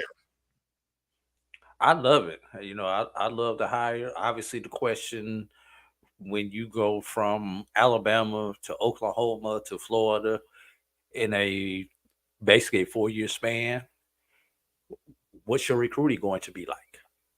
Can he recruit Florida? Because in order for you to be successful at Florida Memorial, you're going to have to recruit the state, because there is plenty of talent within the state of Florida. And does that mean anything as far as our other HBCUs are concerned in the state of Florida, starting with Edward Waters on the Division II level, and then Florida A&M and the School on the Beach on the Division I level? You know, does that impact them as far as getting that level of recruit to an HBCU? Within the state of Florida, four good HBCU women's basketball programs are existing, rising, and being built. The state of Florida, very challenging at their all level. I obviously, you know, we think the world of our coach over at Edward Waters, Bethune and Pham. We know what they're doing in the SWAC. And then I think Harad is going to do a great job at Florida Memorial. So, yeah. And, you know, there is synergy there. Coach, the AD, Jason Horn, when he was at Xavier, he's very familiar. He used to work with Harad as sort of, what's the word? They were on the athletics council together. They were athletics council, had worked together. One at Talladega, one at Xavier, exactly, when they were both in the GCAC. So there's familiarity there, and yeah, you're getting a proven winner. And I think, you know, I saw a tweet from Coach Harad. He's ready to get to work. He's excited. So that news happened on the 2nd of April. The big news that happened over the weekend is women's basketball again. Still talking women's basketball, was the resignation by Dawn Thornton at UAPB, and then hours later, the announcement that she was going to be hired at Alabama A&M. To be, let me see. Now, the press release says she is the 5th head women's basketball coach since becoming a member of the SWAC and joining Division I. Okay, so that's right. For those of you who don't remember, Alabama A&M had some history in the Division II and SIAC. Mm-hmm. Yes. So Thornton, who has experience at the D1 and D2 level as a head women's coach. She has compiled a 102-59 overall record in 9 seasons at Prairie View A&M, Shorter, and UAPB. This past season, UAPB had, I believe, a record season in which they finished 17-16 overall, 12-7 in conference play. You know, we know she has had success while she was at UAPB. They had wins over Arkansas, wins over SMU and McNeese State during her time at UAPB. She had all SWAC players, a potential SWAC player of the year, Nze Green.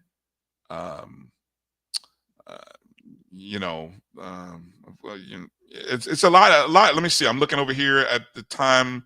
Let's see. I believe she took Prairie View Let's see. I'm reading here. She served at Prairie View from 2014 to 16. She captured the program's 4th consecutive SWAC tournament title. And they got to the NCAA tournament in 2014, where she was named HBCU Digest Female Coach of the Year.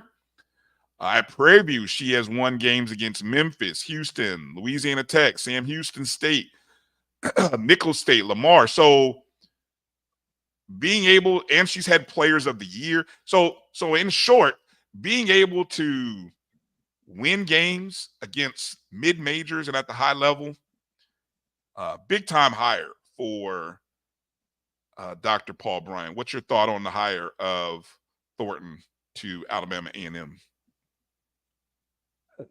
If you recall, about 2 weeks ago, there were, and I can't remember the 2 young ladies who had declared for the transfer portal from UAPB. I cannot remember who their names are. I know Maya Pete. Maya Pete was one of them. She's their center. I think she's like 6'6". I think she is something like that. Yeah, but I wonder if they will follow her to Alabama A&M, along with Zay Green said she was coming back. Is Zay Green going to stay at UAPB now that her coach is gone? Will she follow her coach to Alabama A&M, or will she just hit the portal in general? I tweeted something out between the girls that are at Alabama A&M. There were some significant players at Alabama A&M, including Simmons. If Thornton can re-recruit the top players from Alabama A&M who left, and some of those girls from UAPB over to Alabama A&M, Alabama A&M instantly becomes a challenger to Jackson State. Instantly. So I agree. I know. I mean, look, let's keep it real. I mean, if Zay Green, I saw Edwin say Zay is apparently, he said Zay and Mia are likely headed to Normal. What is Normal? Normal, what is that? Normal where? Normal Alabama. Normal Alabama. Who's in Normal Alabama? Alabama A&M is in Normal Alabama. I thought they were in Huntsville. Nope. It is Normal Alabama. It is Normal Alabama. Wait a minute. So what's Huntsville? What is Huntsville? I'm okay. See, okay. Thank you. There's a post office in Normal Alabama. Jeez Louise. Where Alabama A&M receives its mail. Holy cow! So it is in Normal Alabama.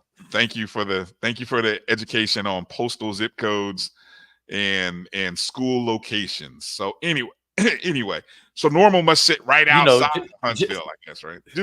I got it. Thank you. Just like all HBCUs used to be, normal schools. So I guess they just decided to name the whole town Normal.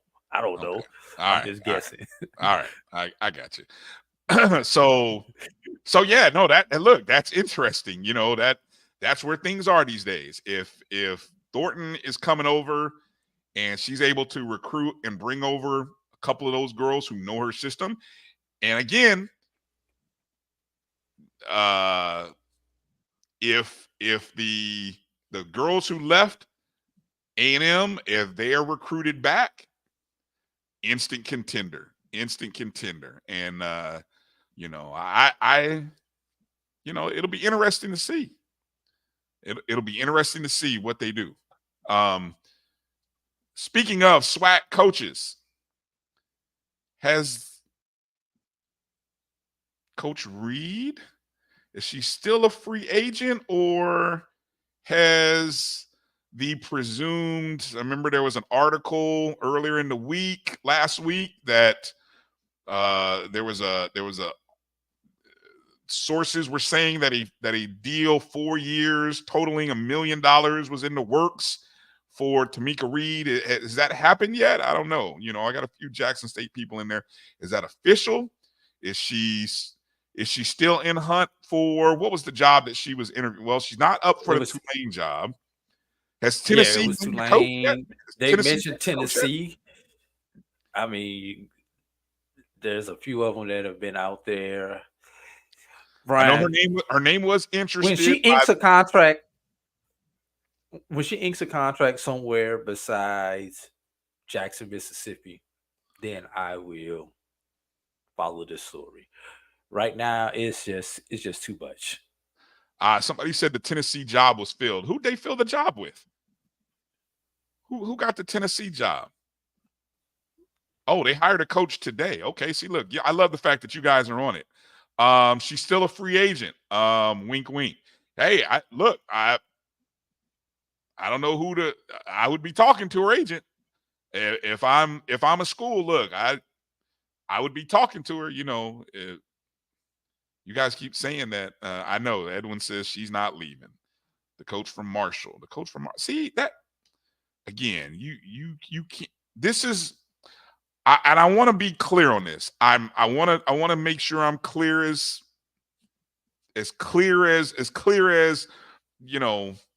crystal. I'm not advocating or wanting Tamika Reed to leave Jackson State. Okay, but I want Tamika Reed's value to be what the market says it is. And if you look at the jobs that, I don't know who Kim Caldwell is.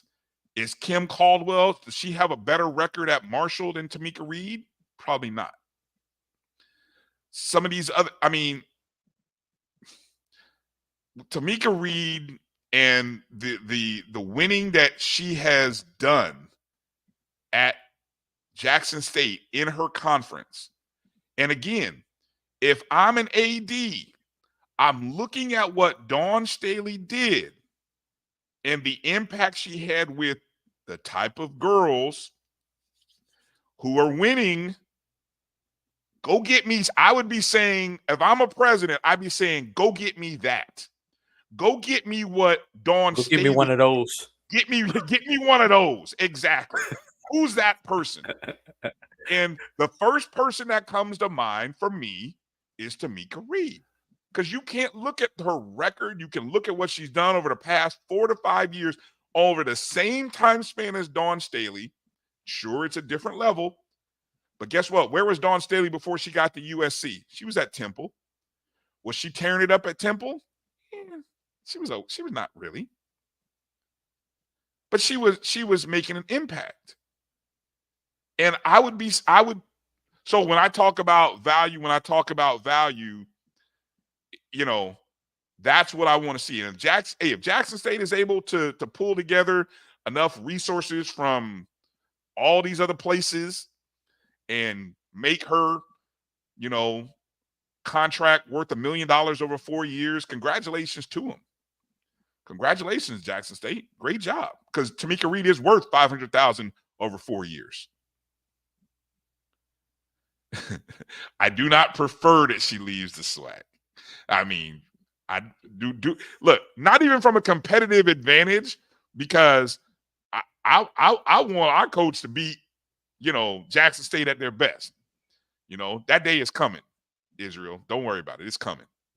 Okay, we coming for y'all. But I want her value, because a rising tide lifts all boats. So, now, again, where are we getting all the money from? I don't know. That's a bigger question. But we've had this discussion, Drew, on the ONG as it relates to men's basketball. There's nothing wrong with if you build your program the right way. And I'm talking the ancillary things around the program. Your program can become a stepping stone for bigger and better things for that coach. Okay. And I don't think that's a bad thing. I think we have to, if we have to get out of our head until the resources change.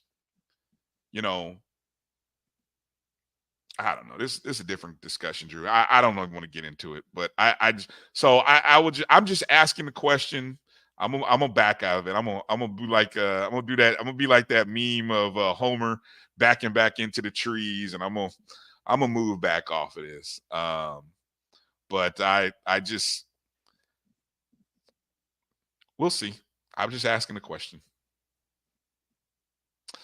I'm not look, you guys, I'm not warning her to move on. No, no, no. I want her to get her value. What is her value? What is her value? And I think we all, as fans and as HBCU fans, we should all want that for Tamika Reed. When you see a coach like the coach at Tennessee or some of these other coaches with less of a resume, why did they get the job? Really? If we're not going to stand up for our own, what are we standing up for? She's an HBCU alum. We should be standing up, asking ourselves, why isn't she good enough for that job? That's all.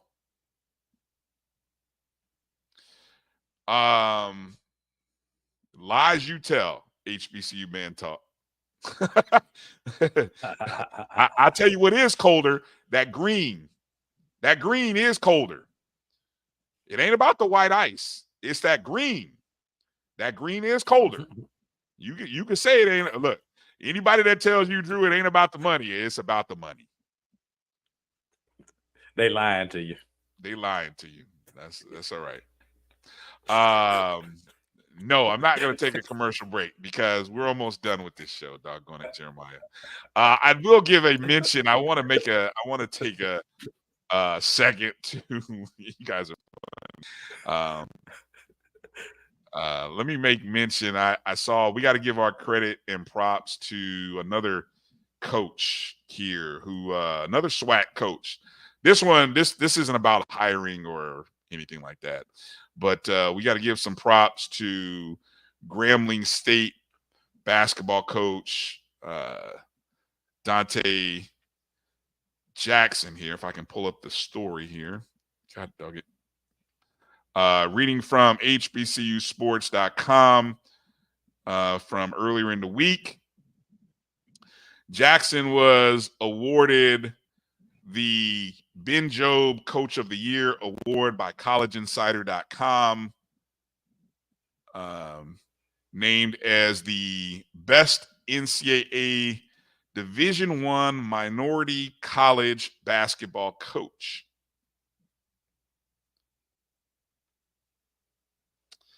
Of course, we all know Jackson led the Tigers to a 21-15 record, their first SWAC tournament championship as a D1 program, and their first NCAA tournament win in the first four with an 88-81 win over Montana State. Jackson, who had previously coached at Central State as well as Stillman, he is 120-102 in 7 seasons at Grambling, including an 81-42 mark in conference play. For those who don't know, the Ben Jobe Coach of the Year Award is named for the late Dr. Ben Jobe, who studied under the legendary John McClendon and was a successful head coach of his own. He led a 14-seed Southern to an upset over number 3 Georgia Tech back in 1993. Jobe won 424 games coaching in the NCAA and NAIA levels. So congratulations to Coach Jackson. I believe the previous winner of that award was Norfolk State's head coach, Coach Jones, if I'm not mistaken.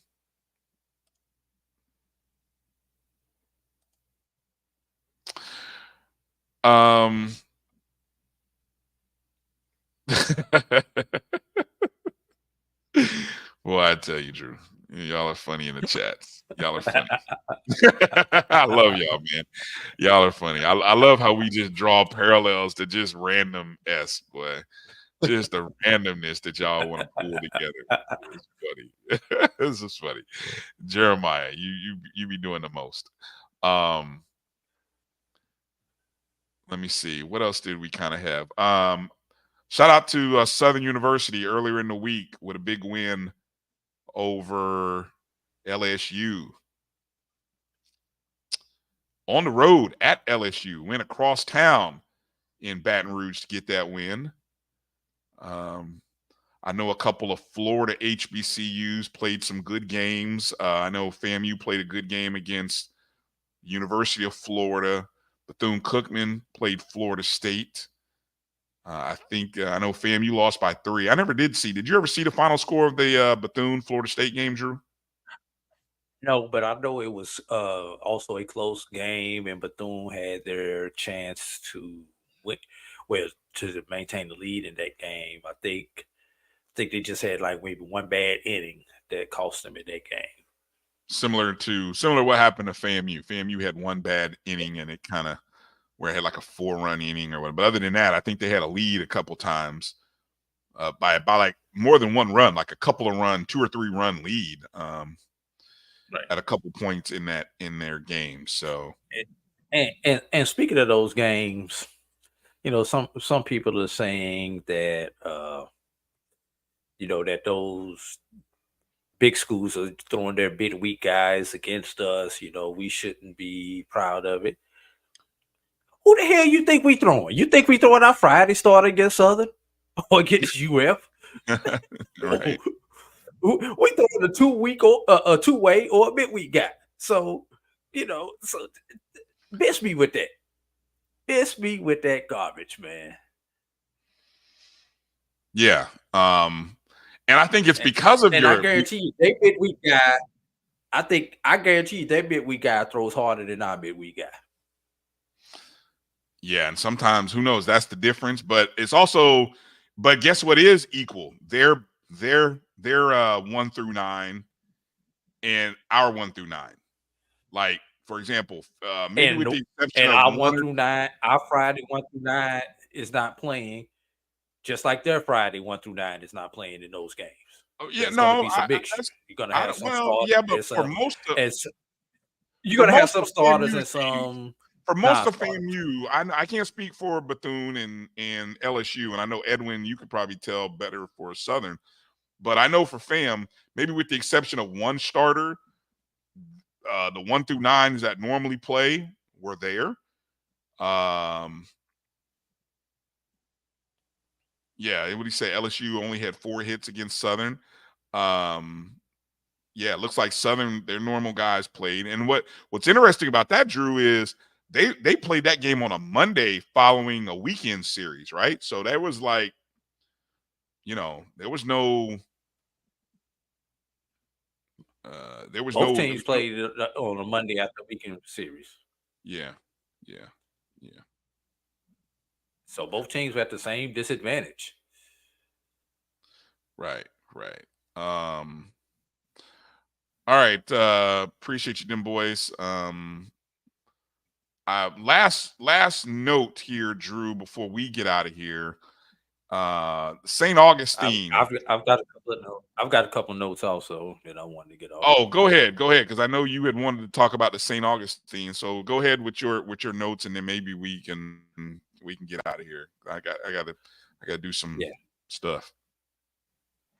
Yeah. Well, first of all, want to thank everyone last week for helping my former student athlete turn collegiate athlete turn teacher win the first round of her contest. And Morgan took first place in the contest. So thank all of you all who vote. Now she's moved on to round 2. Did not know there was a round 2, but now she has to win again. So we got to do it one more time, y'all. We got to do it one more. How they say, one more again.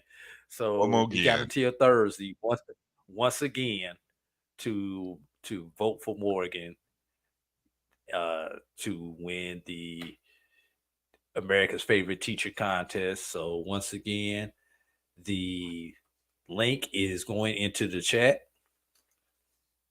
Former Tougaloo starter on the basketball team actually led the GCAC in offensive rebounds, I believe, 2 of her 4 seasons at Tougaloo. So once again, the link is in the chat. While we finish up this show, I need everybody to go ahead and vote for Morgan today, vote for Morgan tomorrow, vote for Morgan Tuesday, Wednesday, and up to Thursday. We would greatly appreciate it. And you know, Brian, we may have to, if Morgan wins this, we may have to get her on. You know, I was going to say, I'm surprised you didn't have her on today. But then again, like I said, obviously you didn't know that there was another round happening here. But yeah, I think you definitely got to, we definitely got to have her on next week if she advances this far. We got to bring her on. So yes, yeah, I'll work on getting Morgan on the show. I'll send her the text and see if I can get her on. So yeah, it looks like you can verify with Facebook account. Yep. Very simple. So yeah, appreciate everybody for voting. I'm voting right now, y'all. So my vote is in. There it is. There it is. I'll make sure to go vote here as well before the before I shut down my computer and get myself ready. What else you got? Right. Get into the other news item that I wanted to get in. Let's talk some GCAC baseball, soon to be HBCU AC baseball.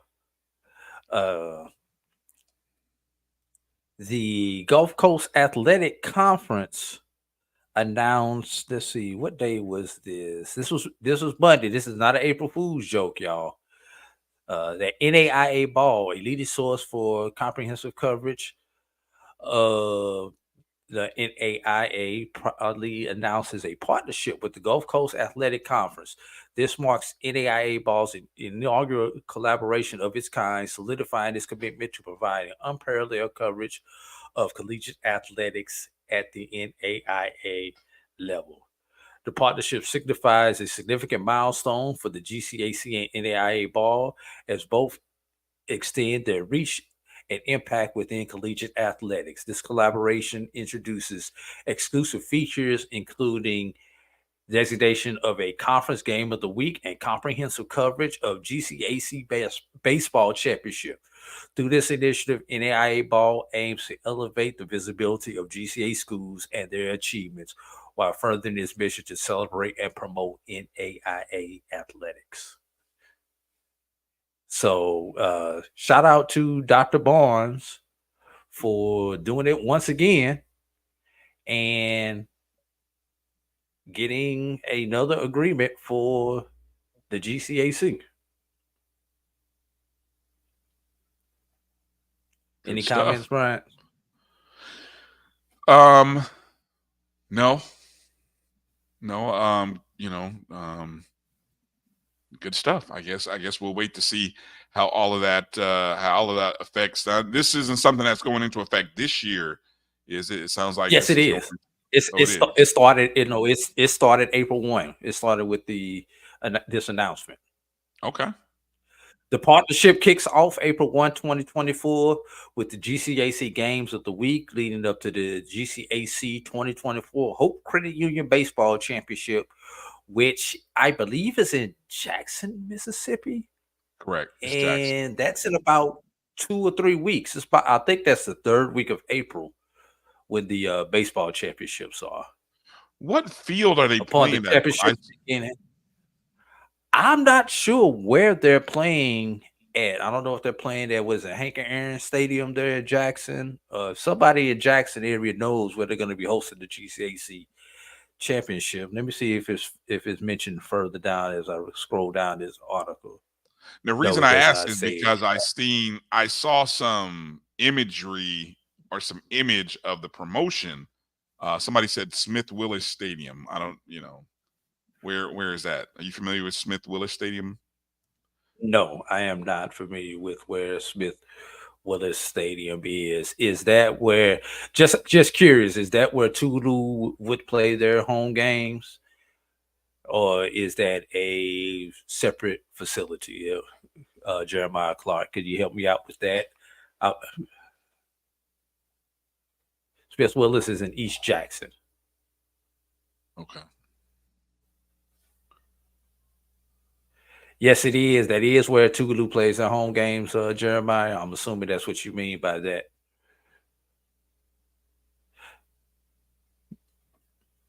Mississippi Braves play there, according to Christopher Dukes. Good deal. Thank y'all for that input. And speaking of, shout out to Keisha Kelly, who's going to be covering the GCAC tournament. I saw that in a couple of weeks. Yes. So Black College Experience will be there. So I'm looking forward to some great coverage from a friend of the family of the Black College Sports Network. Can I ask a question? That was the one that I need to get. Go ahead. That was on April 1st. You mentioned that. Now, I don't like reading news that happens on April 1st, obviously, because that's April Fool's Day. So somebody tell me whether this is true. I don't think it was, but I saw a tweet go out April 1st, and I haven't followed up on it in the days since. And I'm assuming maybe it was an April Fool's thing, but maybe not. This coming from a tweet via Reddit FCS.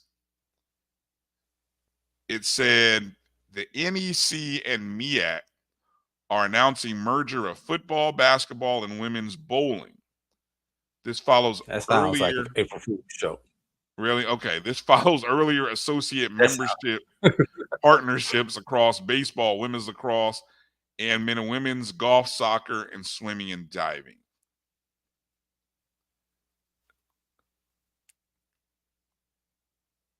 Real or false? I haven't seen anything. You think it's false? I haven't seen anything about it since, so I got to believe that was an April Fool's thing. Yes.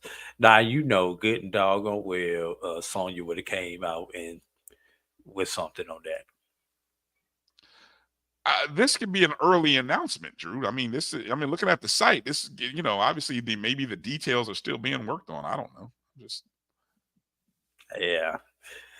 All right. Okay. Anyway, moving on to some real stories. Fake news. All right. Appreciate that we know are true. Yeah. Fake news. Moving on to a story that we know is true. How about Anthony Roy and Turudeen making the NAIA All-American teams?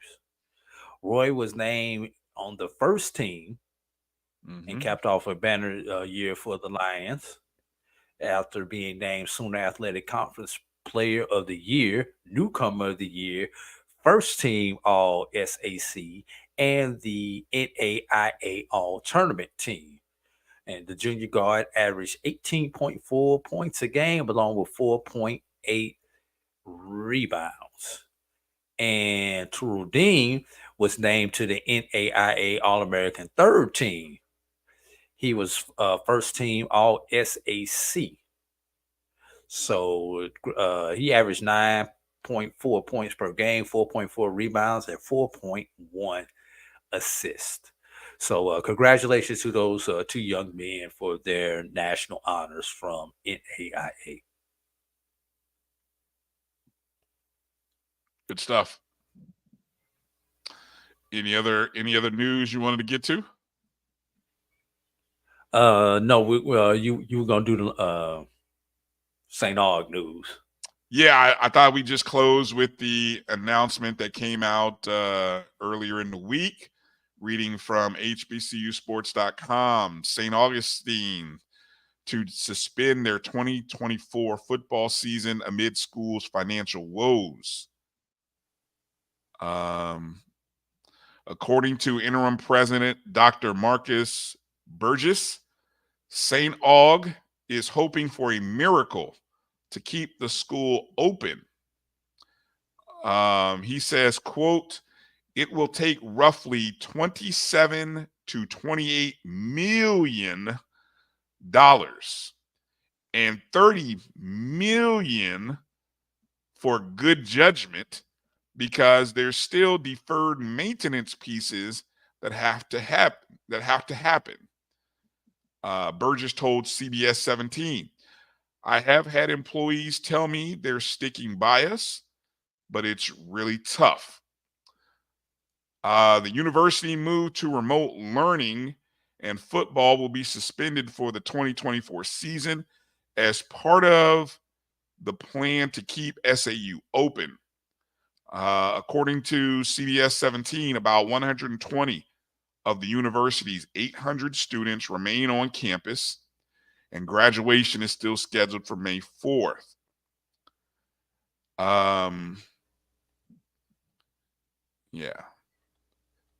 St. Aug is part of the CIAA. Was part of the CIAA. Wait a minute. Okay. Are they if they're going to drop athletics, they're private. Okay. I don't. Well, again, this doesn't say athletics. This was about football, but you can kind of go with. I'm pretty sure they're going to wind up having to drop all athletics. And let's be real. How does that affect the CIAA overall and scheduling and things of that nature? Well, first of all, about 2-3 weeks ago, the CIAA told everybody to find a replacement for St. Augustine's on their schedule. Okay. So I am curious to see how that's going to affect the what am I trying to say? The divisional format. Because now you have odd divisions. Mm-hmm. Because now you have 6 in the north and 5 in the south. Right. So it's going to be interesting with the divisional format that they have in the CIAA. So, is there any? We've seen. I was going to say we've seen in the past where conferences, and I think back to the BAC when Hampton just left the BAC, where they just gave everybody the extra game that filled in that Hampton slot. You played whoever the team was that Hampton was playing. That extra team played the team that Hampton was filled in the Hampton slot. So we've seen those type things, but it looks like they're leaving it up to the schools to fill in some games. I'm kind of hoping that maybe because of this, we could see a couple of more SIAC CIAA crossovers, because with the SIAC also having an odd number of teams, there is an SIAC team every week that does not have a conference game. Now, I don't know how far the SIAC was into their schedule before this was done, but I'm hoping maybe we can get a couple more crossover games with the SIAC team who is off that particular week. So that's one thing. The other thing is I'm hoping that they do not go the way of what St. Paul's did, but about 15 years ago, St. Paul's College did about 15 years ago when they shut down, and hopefully they can do more like a Morris Brown. Yeah, it may be painful. You may get down to very few students, cut all athletics, cut everything out, go to an online school and rebuild it from there, just so we do not lose another HBCU. We've seen Morris Brown come back. We've seen Knoxville College come back. We've seen Selma University hold on. So let's hope that they can figure out enough cost cutting and belt tightening, and most importantly, Brian, get the accreditation stuff handled, because we don't want to wait 20 years for St. Augustine's to come back. We need to have this happen sooner than later. Yes, Fisk is another example of a school that was close to closing, but was able to come back. So any of these schools like that, let's just pray for them. If you have a couple of extra dollars, and I'm almost hesitant to say send it over there because I'm just being real. There's a reason why you're in this mess. Sure. There is a reason why we're in this mess. So the question is, do we fix the problem and figure out how we got there later?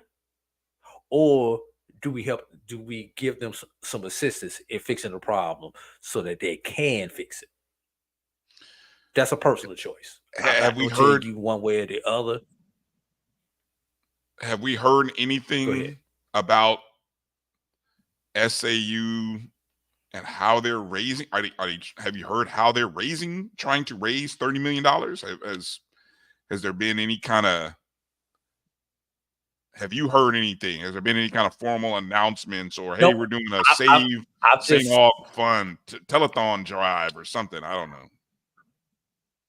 I've seen a couple of St. Aug alumnus on different social medias trying to encourage, first of all alums of St. Augustine's to band together and to donate what they can, and then asking just HBCU alums in general to donate what they can to the program. So, and I do got one good friend that I know that he's a St. Augustine alum, but he's an old school St. Augustine. I think he was back in the 80s when he graduated.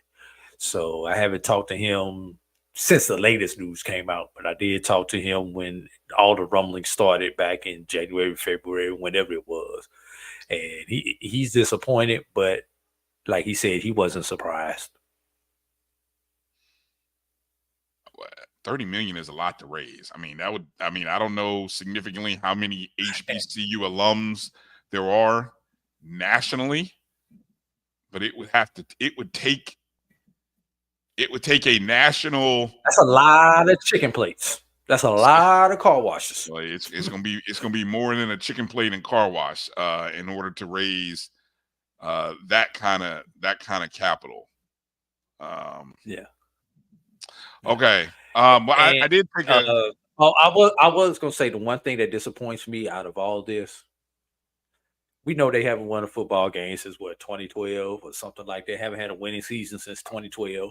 Okay, winning season, or just a winning game? Because I didn't go back that far, but I would just say post COVID, they've won 2 games. They haven't won since 20. Let's see, they were 1-7 in 2021. They were 1-9 in 2022, and last year they were 0-10. Yeah, but I am gonna say the one sport that I am disappointed is the track program at St. Augustine. It has been a nationally known program. Yes. Now they lost they fired the coach, didn't they? Either forced him to retire or whatever. He's no longer there. And that's where that was the last piece of good news. Well, it wasn't good, but that was the last. That was the first indicator. That was the first piece of bad news that started befalling SAU. And I think that was right before COVID. Yes. I want to say that was about 18 or 19 when that happened. Right. And that's when things started going south. Yeah. Yes. Yeah. 2012, they went 6-4. Overall, they went 6-4, and so that might have been. I'm just kind of quickly scanning their website. You might be right. I don't see. I got a feeling I'm not going to see a winning season. There's none on the website. My question regarding the CIAA was: could the CAA make a change to the format? Huh? You said CIAA. I said CIAA. All right, my bad. I thought I didn't hear the I. Okay, the CIAA. can they go to, or could they, in almost a temporary trial pattern, do away with divisions? Maybe in terms of scheduling, leave divisions as it is, and then but choose to go with a overall first and second, similar to what the SIAC did. Is it too late to do that? I think that will be. I think it may be too late in the game this season to do that, because contracts have already been signed, especially for those non-conference matchups. But I think in future years that may be what you will have to go to in order to do that. Have your protected games, and take it from there. Make sure Virginia State and Virginia Union always play each other. Games of that nature. Johnson C and Shaw. Make sure those type games are protected. But after that, everything else is the other 7 games are just random games, and you may be able to protect 2 games based upon rivalries. Winston-Salem and Shaw or something along those lines. But yeah, I think that's ultimately what you're going to have to do. I just think it was too far along in the game this season. And 2017, St. Aug went 5-5. So in terms of last non-losing season, you can go back to 2017. Last winning season would be 2012. So there we go. Okay. Let's get ready to wrap it up, Drew. It's time to go. I've got a busy week. I've got to be somewhere very, very early in the morning. Almost before the sun rises, I have to be on the road. Jesus. So say a prayer for me this week as I go with our school seniors on a senior trip. I noticed there's Bryan, will you still be woke when the eclipse occurs because you're having to get up so early? You mean will I be driving still when the sun with that? That's the big question. Will I? God, dog, 4 o'clock in the morning. Where y'all driving to? Alaska? The North Carolina, Tennessee region, somewhere up in there. The Smoky Mountains? Close to it. Not exactly there, but close to it. Yeah. So, yeah, in short, that's where I'll be. That's where I got to go. And it's like, yeah. But, yeah, so will I probably be on the road? Yes, I'll probably be on the road during that time when that happens. Yeah. So. Don't turn the headlights on the blinds. Well, look, we'll do the best we can. So appreciate everybody for going and vote for Morgan. There's the link. Drew put it out there again. Do us a favor. If you haven't already, hit the thumbs up button. You guys watching us on YouTube. If you're watching on Facebook, hit the like button on those channels as well. Look out for the BCSN Pod Zone, where you can get all of the shows that are part of the Black College Sports Network through the course of the week.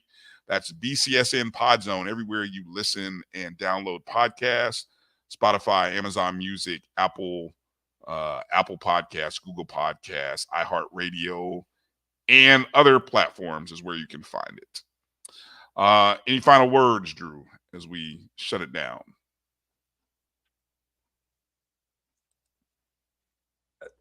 Since you're going to be gone, I'm going to be sitting in for you on the ONG Strike Zone on Wednesday. So, great day. I'll just put it out there. Come spend my birthday with me on the ONG Strike Zone on Wednesday. How about that? There you go. Wednesday birthday show. Another year around the sun on Wednesday. Exactly. Yes. Wednesday birthday show with Drew. Hey, and I promise you, I will wait till after the show to start any libations. There you go. Spring football updates next week, because I know there were a host of schools that had their spring footballs this past weekend, and I'm sure there'll be more next weekend. I know FAMU has theirs next weekend, so I'll hopefully be in Tallahassee next weekend for that. and we'll see what else is going on. So I'm EA. I'm trying to keep my job. So let me just put it like that. Anybody that's doing anything that's going to cost me my job, they got to go. That's all I'm gonna say. So what they do when I'm asleep, I can't be responsible. But if they get caught, they get caught. That's on them. But I'm not losing my job over no horny 17-year-old kid. That's all I'm gonna say. hey, hold it. Wait till you graduate. Whatever's going on, hold it for 2 months, and then you can have at it. 6 more weeks. That's all you guys do. 6 more weeks. That's 6 more weeks. That's all. More weeks. Brian, just don't even say anything else. Just remember when they look at 6 more weeks. What you talking about, Coach Fulford? 6 more weeks. Just give me 6 more weeks, y'all. 6 more weeks. That's all I ask. All right. Let's get out of here. Appreciate everybody for watching tonight. Hit the thumbs up, hit the like. Make sure you're following everywhere at MyBCSN1, the number 1, and make sure you are subscribed. Go check out the podcast and such. Men's championship game tomorrow night, Purdue, UConn. Final word. Who you got, Purdue? Who you got, Drew? Purdue or UConn? Last word. Something about them Hurleys, man. Can't go against some Hurleys. Hurley. Oh, I'm going Purdue. Just for the hell of it. Why not? It's the only way I can win one of my brackets. One of my brackets that I have some money invested in, I got to have Purdue win because I'm assuming a lot of other people chose UConn. So I got a feeling I can finish in the top 250, which will win me some money if Purdue wins. So I'm going Purdue. After I saw what UConn did to Illinois, I'm not going against them this year. A 30-0 run. Nah, Illinois didn't have Zach Edey. But anyway. All right, you guys go ahead and root for UConn all you want. I'm going with Purdue. So all right. Thanks for watching tonight's show. Go ahead and share it with a friend. Check out the podcast and all those good things. EA, what you on one tonight? All right, let's get out of here, Drew. Let's cut, sit in, put it in all the extra chat stuff. Appreciate everybody. Be well. Take care. God bless. Peace out. Travel light, everybody. We'll holler. But you stay hard.